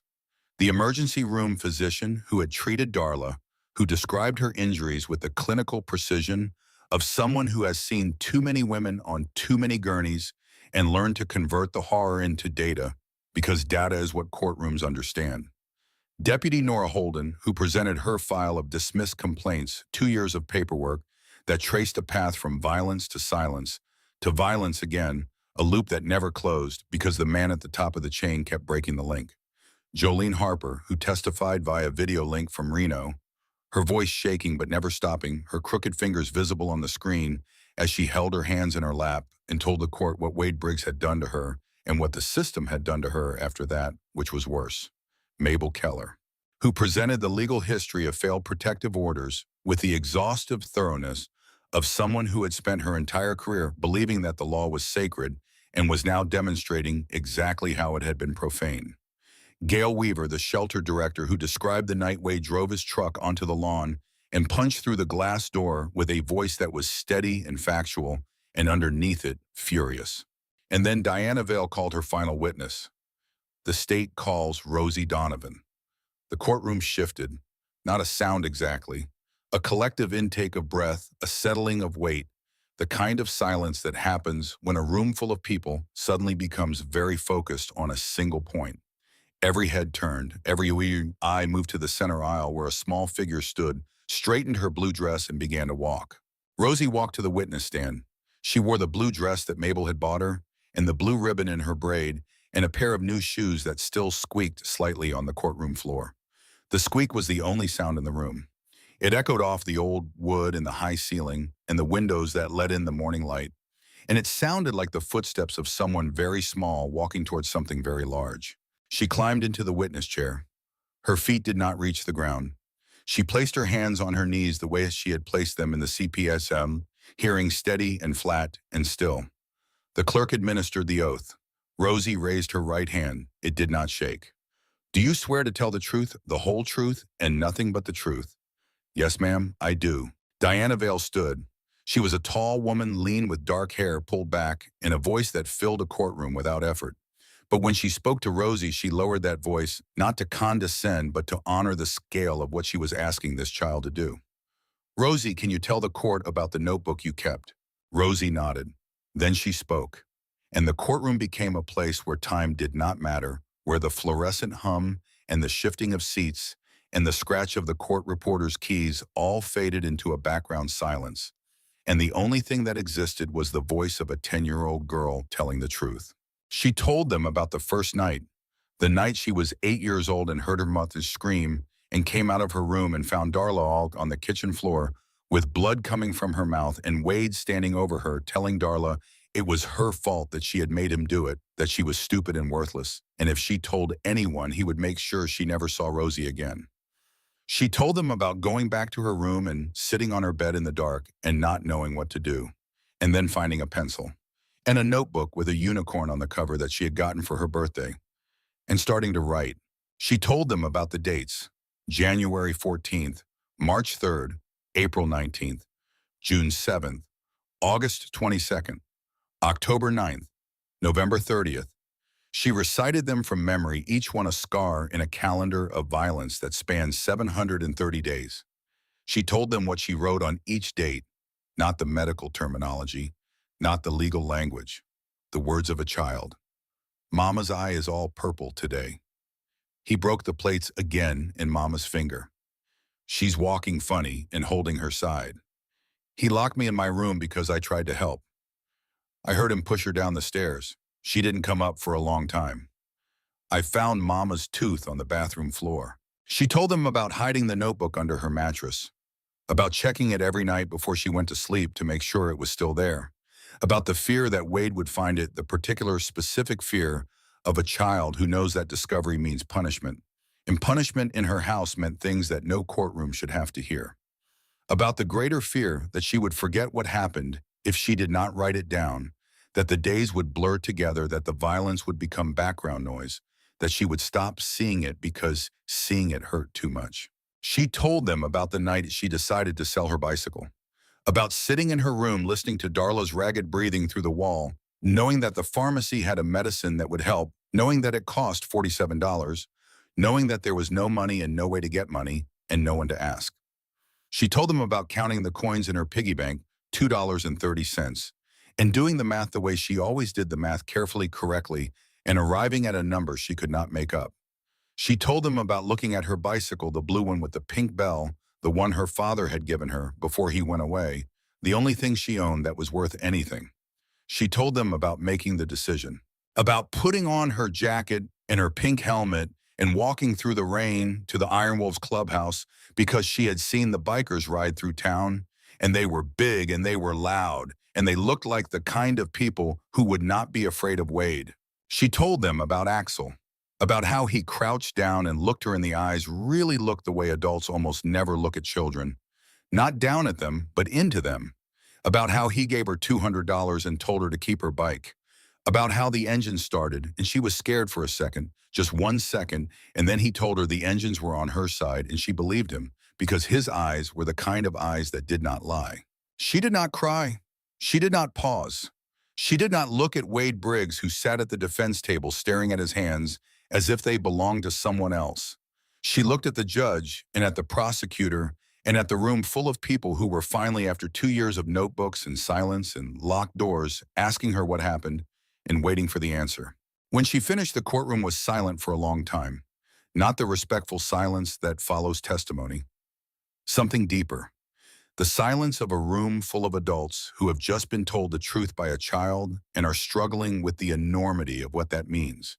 What it means that a 10-year-old girl kept a better record of injustice than the entire judicial system of their county. Judge Cobb removed her glasses and set them on the bench. She did not speak for several seconds. When she did, her voice was careful and precise and held together by the same kind of will that held Rosie's voice together. "Thank you, Rosie. You may step down." Rosie climbed down from the witness stand. She walked back to the gallery, past the defense table where Wade sat without looking up, past the prosecution table, where Diana Vale stood with her hands flat on the surface and her eyes bright, past the bar, and through the gate and into the gallery where Darla was waiting, tears streaming silently down her face, her hands open in her lap like someone receiving something precious. Rosie sat beside her mother and took her hand. Darla squeezed it once. Rosie squeezed back. That was enough. The jury deliberated for 3 hours. Some of the jurors later said it could have been 3 minutes. The facts were not in dispute. The evidence was not ambiguous. The testimony of the witnesses, all of them, from the emergency room physician to the shelter director, to the deputy sheriff, to the retired lawyer, to the investigative journalist, built a case so complete and so damning that the defense had nothing to offer against it except procedural objections that fell flat in a room still echoing with the voice of a 10-year-old girl who had kept a notebook. Guilty on all counts: domestic battery, aggravated assault, violation of a protective order, intimidation of a witness, criminal confinement, false imprisonment. Each count read aloud in the clerk's flat, neutral voice, each one landing in the courtroom like a stone dropped into still water, sending ripples outward through the gallery, through the hallways, through the doors, through the town, through the county where Wade Briggs had operated with impunity for the better part of a decade because his last name opened doors that should have stayed shut. The gallery exhaled. Not a cheer, not a sound of celebration. Something more fundamental than that. The collective release of a held breath, the shared recognition that something had shifted, that the machinery that had ground these women down for years had finally laboriously, painfully turned in the opposite direction. Jolene Harper sat in the third row, her crooked fingers laced together in her lap, her eyes closed. She did not cry. She had cried enough. What she felt was not joy or relief or vindication, but something older and quieter.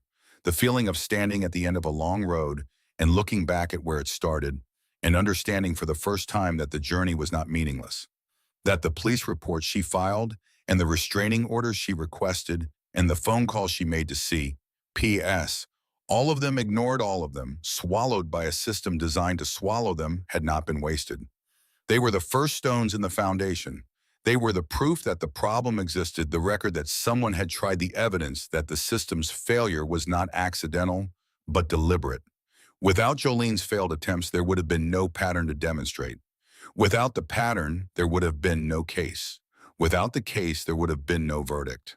She opened her eyes and looked at Rosie, who was sitting quietly beside her, mother holding Darla's hand. Jolene had never met Rosie before the trial, but she knew her. She knew her the way all survivors know each other, through the particular recognition that passes between people who have lived in the same kind of darkness and found against all probability a way out. Rosie looked back at Jolene and gave her a small nod. Just a nod.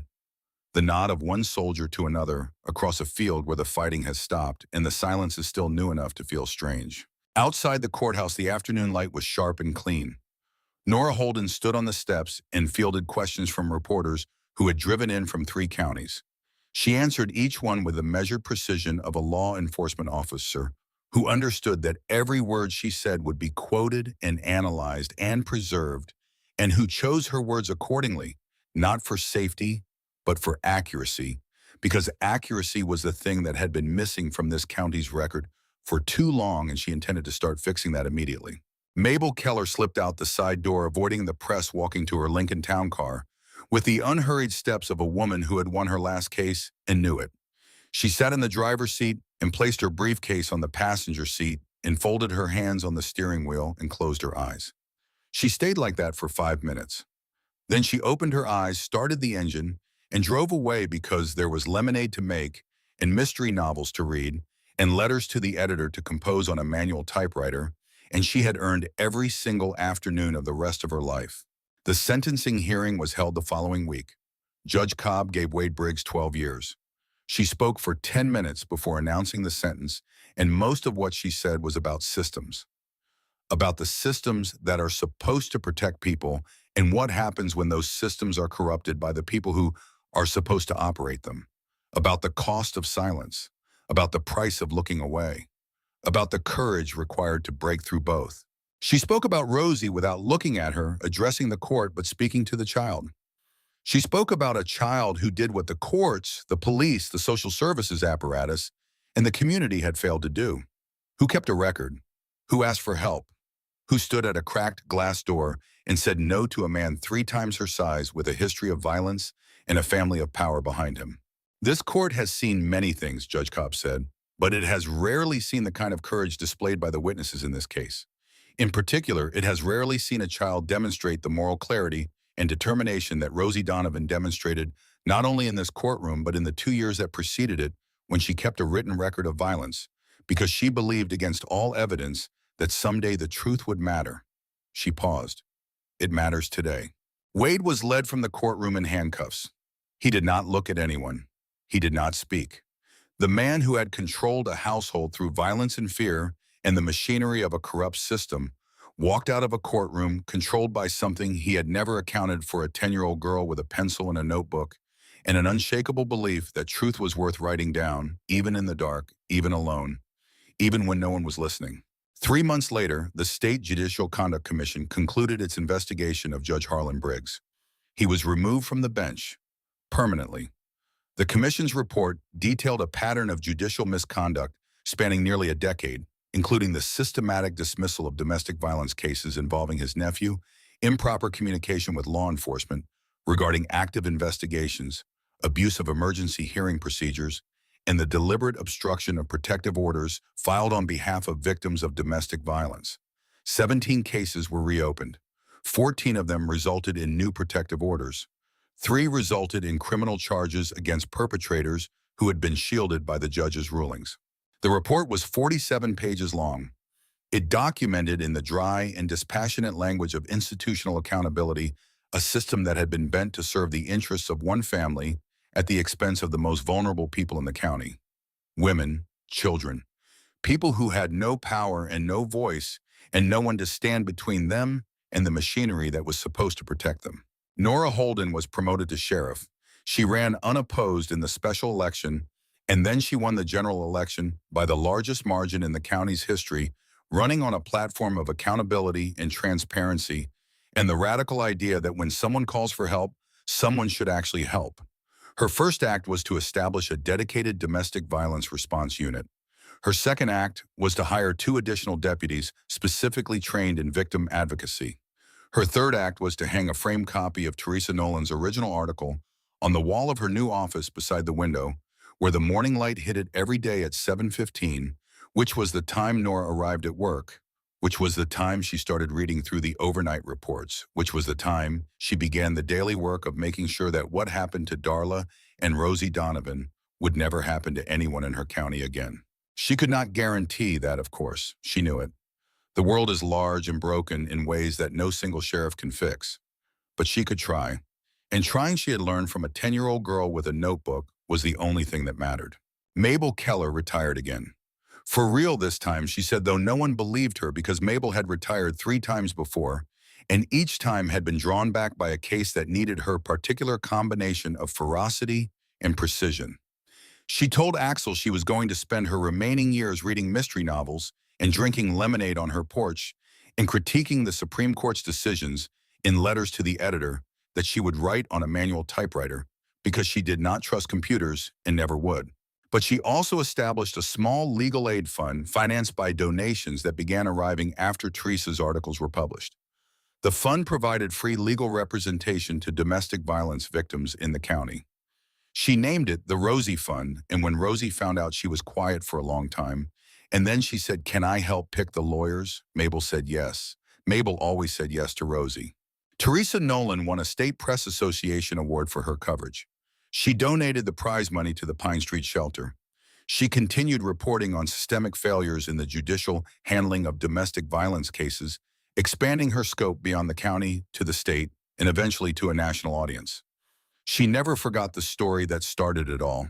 She kept a photograph on her desk, not of the courthouse or the judge or the verdict, but of a blue bicycle with a pink bell sitting on the porch of a women's shelter catching the light.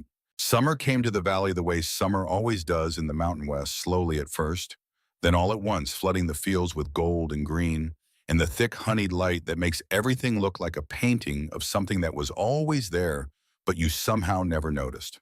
The Iron Wolves held their annual cookout on the last Saturday of June. The clubhouse parking lot was transformed. Picnic tables draped with checkered cloths, A massive grill manned by Gunner, who took his steaks as seriously as he took everything else in life, which is to say with absolute commitment and zero tolerance for error. Music from a speaker balanced on a cooler classic rock and country, the kind of music that sounds better outdoors. Cold drinks in a galvanized tub full of ice. The smell of charcoal and mesquite, and the particular sweetness of a summer afternoon that has no agenda except to exist. Darla stood by the fence, a paper plate in one hand, a glass of sweet tea in the other, watching Rosie. She looked different, not just healed, though the bruises were long gone, the ribs mended, the split lip, a memory that she could touch with her tongue and no longer feel. She stood differently, taller, with her shoulders back instead of hunched forward in the protective curve of a woman trying to make herself a smaller target. Her hair was down loose around her shoulders, something she had not done in 2 years because Wade had grabbed it once, twisted it around his fist, and used it to drag her across the kitchen floor. She wore a yellow sundress, bought with money she had earned herself working part-time at the shelter as a counselor because Gail had offered her the job, and Darla had said yes before the sentence was finished because she knew what it was like to walk through that door looking for safety, and she wanted to be the face on the other side. When she laughed at something Mabel said, the sound carried across the lot like a bell. Gunner heard it and looked up from his grill, and Slade heard it and tipped his sunglasses down, and Colt heard it and smiled, the half smile that had become less strange on his face over the past few months, as if the muscles were getting used to the arrangement. Rosie was on her bicycle.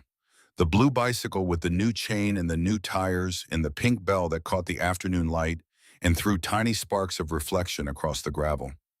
The bell was the original, the one her father had put on the bike before he went away. The bikers had kept it when they rebuilt the bike, cleaned it, polished it, reattached it with care. Everything else was new. The bell was old. Some things you keep. She rode in loops around the picnic tables, weaving between parked bikes, ringing the bell with the joyful, unnecessary frequency of a child who rings a bell not because she needs to, but because she can. Because ringing a bell is a declaration. Because each ring says, I am here. I am moving. I am free. Nora Holden sat at one of the picnic tables with a plate of potato salad and a badge on her belt. She was off duty, but she was never really off duty, and the badge was as much a part of her as the short auburn hair and the careful eyes. She watched Rosie ride past and raised her glass in a small salute that the girl did not see, but that was not really for the girl. It was for the night in the parking lot, the cracked glass, the word no, spoken by a voice that should not have been strong enough to carry, but carried anyway. Jack stood near the grill, arguing with Gunner about cooking temperatures, a debate that had been ongoing for 7 years and showed no signs of resolution, which was fine with both of them because the argument was not really about cooking. It was about two men who had found each other in a world that was not designed for them and had decided to stay and needed something harmless to disagree about so they could express the affection without having to name it. Rosie pedaled past Axel's bike, rang her bell 3 times in quick succession, and circled back. She skidded to a stop next to where Axel was sitting on the porch steps, a coffee mug in his hand, his cut draped over the railing behind him. The afternoon light caught the iron wolf's patch and made it glow. Watch this, she said. She rode to the end of the lot, turned, and pedaled back as fast as she could, legs pumping, braids streaming behind her, the blue ribbon fluttering like a flag someone had planted in the air itself. She hit the slight rise near the gate and caught air for maybe half a second, maybe less, a tiny glorious moment of flight. And when her wheels touched down again, she threw both hands in the air, and the bell rang one more time, clear and bright against the summer sky. The bikers cheered, not politely, not the way adults cheer at children's recitals and school plays with measured enthusiasm and appropriate volume. They cheered the way you cheer at something that matters. Gunner banged his spatula against the grill so hard it left a dent.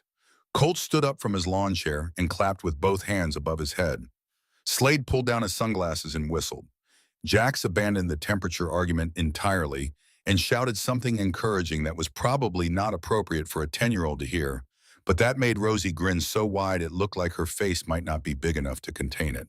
Darla stood by the fence with tears in her eyes and a smile on her mouth, holding both at the same time the way mothers do when they see their children being children, really being children without fear, without calculation, without the careful, watchful stillness that comes from living in a house where the wrong sound at the wrong time could change everything.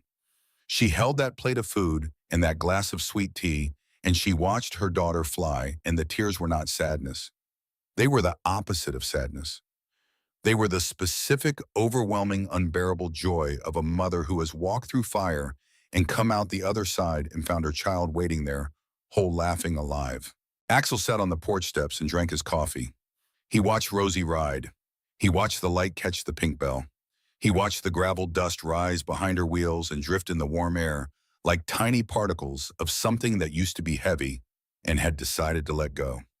Gunnar came and stood beside him, spatula and hand grease on his apron, the smell of mesquite smoke clinging to his beard. "She's going to be okay, isn't she?" "She's already okay." "How do you know?" Axel took a sip of his coffee and watched Rosie ride past the row of Harleys, her blue ribbon streaming her bell, ringing her shadow stretching long across the gravel in the late afternoon light. "Because she rides that bike like nothing in the world can catch her. And 2 months ago, she walked it through the rain to a room full of strangers because she believed that somebody somewhere would care enough to help." Gunnar was quiet for a moment. She was right. She was. But she shouldn't have had to be that brave. No, she shouldn't have. No kid should. No kid should have to walk into a room full of grown men and ask them to buy her bicycle so she can buy medicine for her beaten mother. No kid should have to keep a notebook under her mattress. No kid should have to stand at a glass door and say no to a man with bloody fists. He paused. But she did. And because she did, her mother is standing over there in a yellow dress, laughing for the first time in years. And a judge is off the bench. And a man who hurt women for a decade is in a cell. And a deputy sheriff who spent 2 years screaming into a void is now the sheriff. And a lawyer who thought she was retired found one more fight worth fighting. He looked at Gunnar.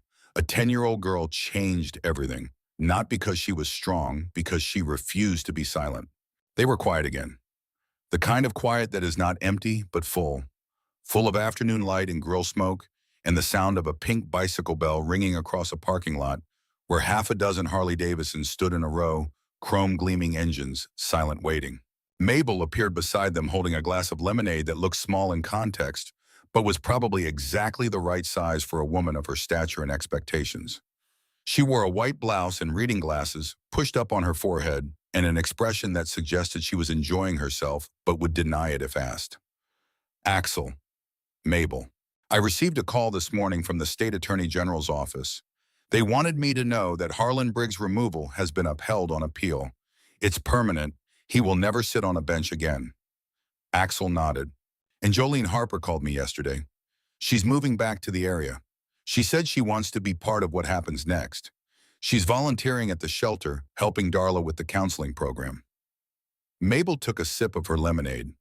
She said a 10-year-old girl on a bicycle made her believe that things can change. Axel looked at Rosie, who was now parked by the grill negotiating with Gunnar for an extra hot dog with the earnest intensity of a seasoned diplomat. Gunnar was pretending to consider the request with great solemnity, stroking his iron-colored beard, examining the grill as if the hot dogs themselves might have an opinion on the matter. "That kid didn't need us to save her," Axel said. "She saved herself the night she walked through our door." Mabel raised an eyebrow. "That may be true in a poetic sense, but practically speaking, she needed a room full of men willing to stand up, a deputy willing to break ranks, a lawyer willing to come out of retirement, and a journalist willing to dig. She was the spark, but a spark needs fuel." She finished her lemonade and set the glass on the porch railing with the precise placement of someone who believes that everything has a proper location. The point is that every single person in this parking lot chose to be fuel, chose to burn for someone else's child. And that Axel is what makes this more than just a story about a brave little girl. It's a story about what happens when people decide that someone else's suffering is their business, when they stop looking away. She adjusted her reading glasses on her forehead. "Your father understood that. It's why he built this club. Not for the riding, not for the leather, for the standing up." She walked away toward the picnic table where Nora Holden was sitting, and the two women began talking with the easy familiarity of people who have been through something together and come out the other side, knowing each other in the way that only shared purpose can create. The afternoon stretched. The light turned on in then amber, then the deep honey color that comes just before the sun touches the mountains. Shadows lengthened across the lot. The air cooled just enough to remind everyone that summer evenings in the valley are borrowed time, beautiful because they end, precious because they cannot last, worth everything because they come back. Colt sat in his lawn chair and pulled out his phone. He called his daughter in Portland. She answered on the second ring. "Hey, Dad." "Hey, sweetheart. What's up?" He looked at Rosie, who had won the hot dog negotiation and was eating it with the satisfied expression of a diplomat who has secured favorable terms. "Nothing. Just wanted to hear your voice." "You okay, Dad?" "I'm good. Real good." They talked for 10 minutes about nothing, about the weather in Portland, about a cat she was thinking of adopting, about whether she should paint her kitchen yellow or green. When he hung up, he sat in his chair for a long time, holding his phone, watching the last light move across the parking lot. Rosie rode one last loop around the lot, slower this time, not racing, just riding, feeling the breeze on her face, hearing the bell ring with each bump in the gravel, watching the shadows of the motorcycles stretch across the ground like long dark fingers pointing towards something she could not see, but somehow knew was there, pointing toward tomorrow and the day after, and all the days after that, each one a page in a notebook that would be filled not with dates of violence, but with something else entirely. She stopped beside Axel's bike. She got off her bicycle and stood next to the Harley, her head barely reaching the seat. She ran one small finger along the chrome tank, tracing the Iron Wolf's insignia, the wolf's head with the open jaws and the eyes that looked like they were watching something in the distance. "Axel." "Yeah, kid. Thank you for buying my bicycle." He looked at her, this child who had carried a blue mountain bike through the rain, who had written a notebook full of truth in the dark, who had stood at a cracked glass door and said the word that changed everything. "Rosie, I didn't do anything. You walked in, you asked for help, you did the hard part." She shook her head. The blue ribbon in her braids swayed with the motion. "No, the hard part was before. The hard part was all the nights I wrote in the notebook and nobody came. The easy part was walking through your door. Because I knew. I knew you'd help." How? She looked at the row of bikes, at the men in leather, at the smoke from the grill, and the checkered tablecloths, and the late gold light falling over all of it like a benediction. "Because you look like the kind of people who don't look away." She got back on her bicycle. She rang the bell once clear and bright, and she rode across the parking lot toward her mother, who was standing in the last patch of sunlight with her arms open, waiting. Axel watched her go. The pink bell caught the light one final time, a small, bright flash against the fading day, and then she was in her mother's arms, and the light was everywhere, and the bell was still ringing. Or maybe it had stopped, and he was just remembering the sound, the way you remember things that matter. Not as facts, but as feelings, not as events, but as truths. Gunnar appeared at his side. He had set down the spatula. He had taken off the apron. He stood with his hands at his sides and his eyes on the small figure wrapped in her mother's arms across the parking lot. What did she say? Axel picked up his coffee. It was cold. He drank it anyway. She said we looked like the kind of people who don't look away. Gunnar stared at the little girl and her mother, the blue bicycle, the pink bell, the yellow sundress, the blue ribbon, all of it glowing in the last of the light. "She's right," he said. "We don't." Somewhere in the valley, the sun touched the mountains and began to slip behind them, pulling the light down like a curtain. The first stars appeared faint and uncertain, testing the sky the way things test the world when they are new or have been hidden for a long time. Engines started, one after another. The deep rolling thunder of Harley-Davidsons waking from rest. Not leaving, just speaking. Announcing themselves to the evening the way they always had and always would, a sound that meant different things to different people, but tonight meant only one thing. We are here. We showed up. We did not look away. Rosie reached her mother. Darla caught her and held her, and Rosie wrapped her arms around Darla's waist and pressed her face against the yellow sundress. And Darla pressed her cheek against the top of Rosie's head and closed her eyes, and they stood. Like that, while the engines rumbled and the stars brightened, and the day ended and the night began, and neither of them was afraid of the dark. Because the dark had lost its power. Not because the danger was gone. The world would always have men like Wade. The world would always have judges like Harlan. The world would always have systems that failed, and doors that locked from the wrong side, and silences that swallowed the truth. But the dark had lost its power because a 10-year-old girl had proven that a pencil and a notebook, and the stubborn, relentless, unglamorous act of writing the truth night after night, push after page, alone were enough to crack it open. The engines rumbled. The stars brightened. The pink bell on the blue bicycle glinted in the last light, one final spark of color against the deepening sky. And in the parking lot of the Iron Wolves MC, surrounded by men who had chosen to be the kind of family that has nothing to do with blood and everything to do with showing up when it matters most, a 10-year-old girl and her mother stood together in the growing dark safe hole and home.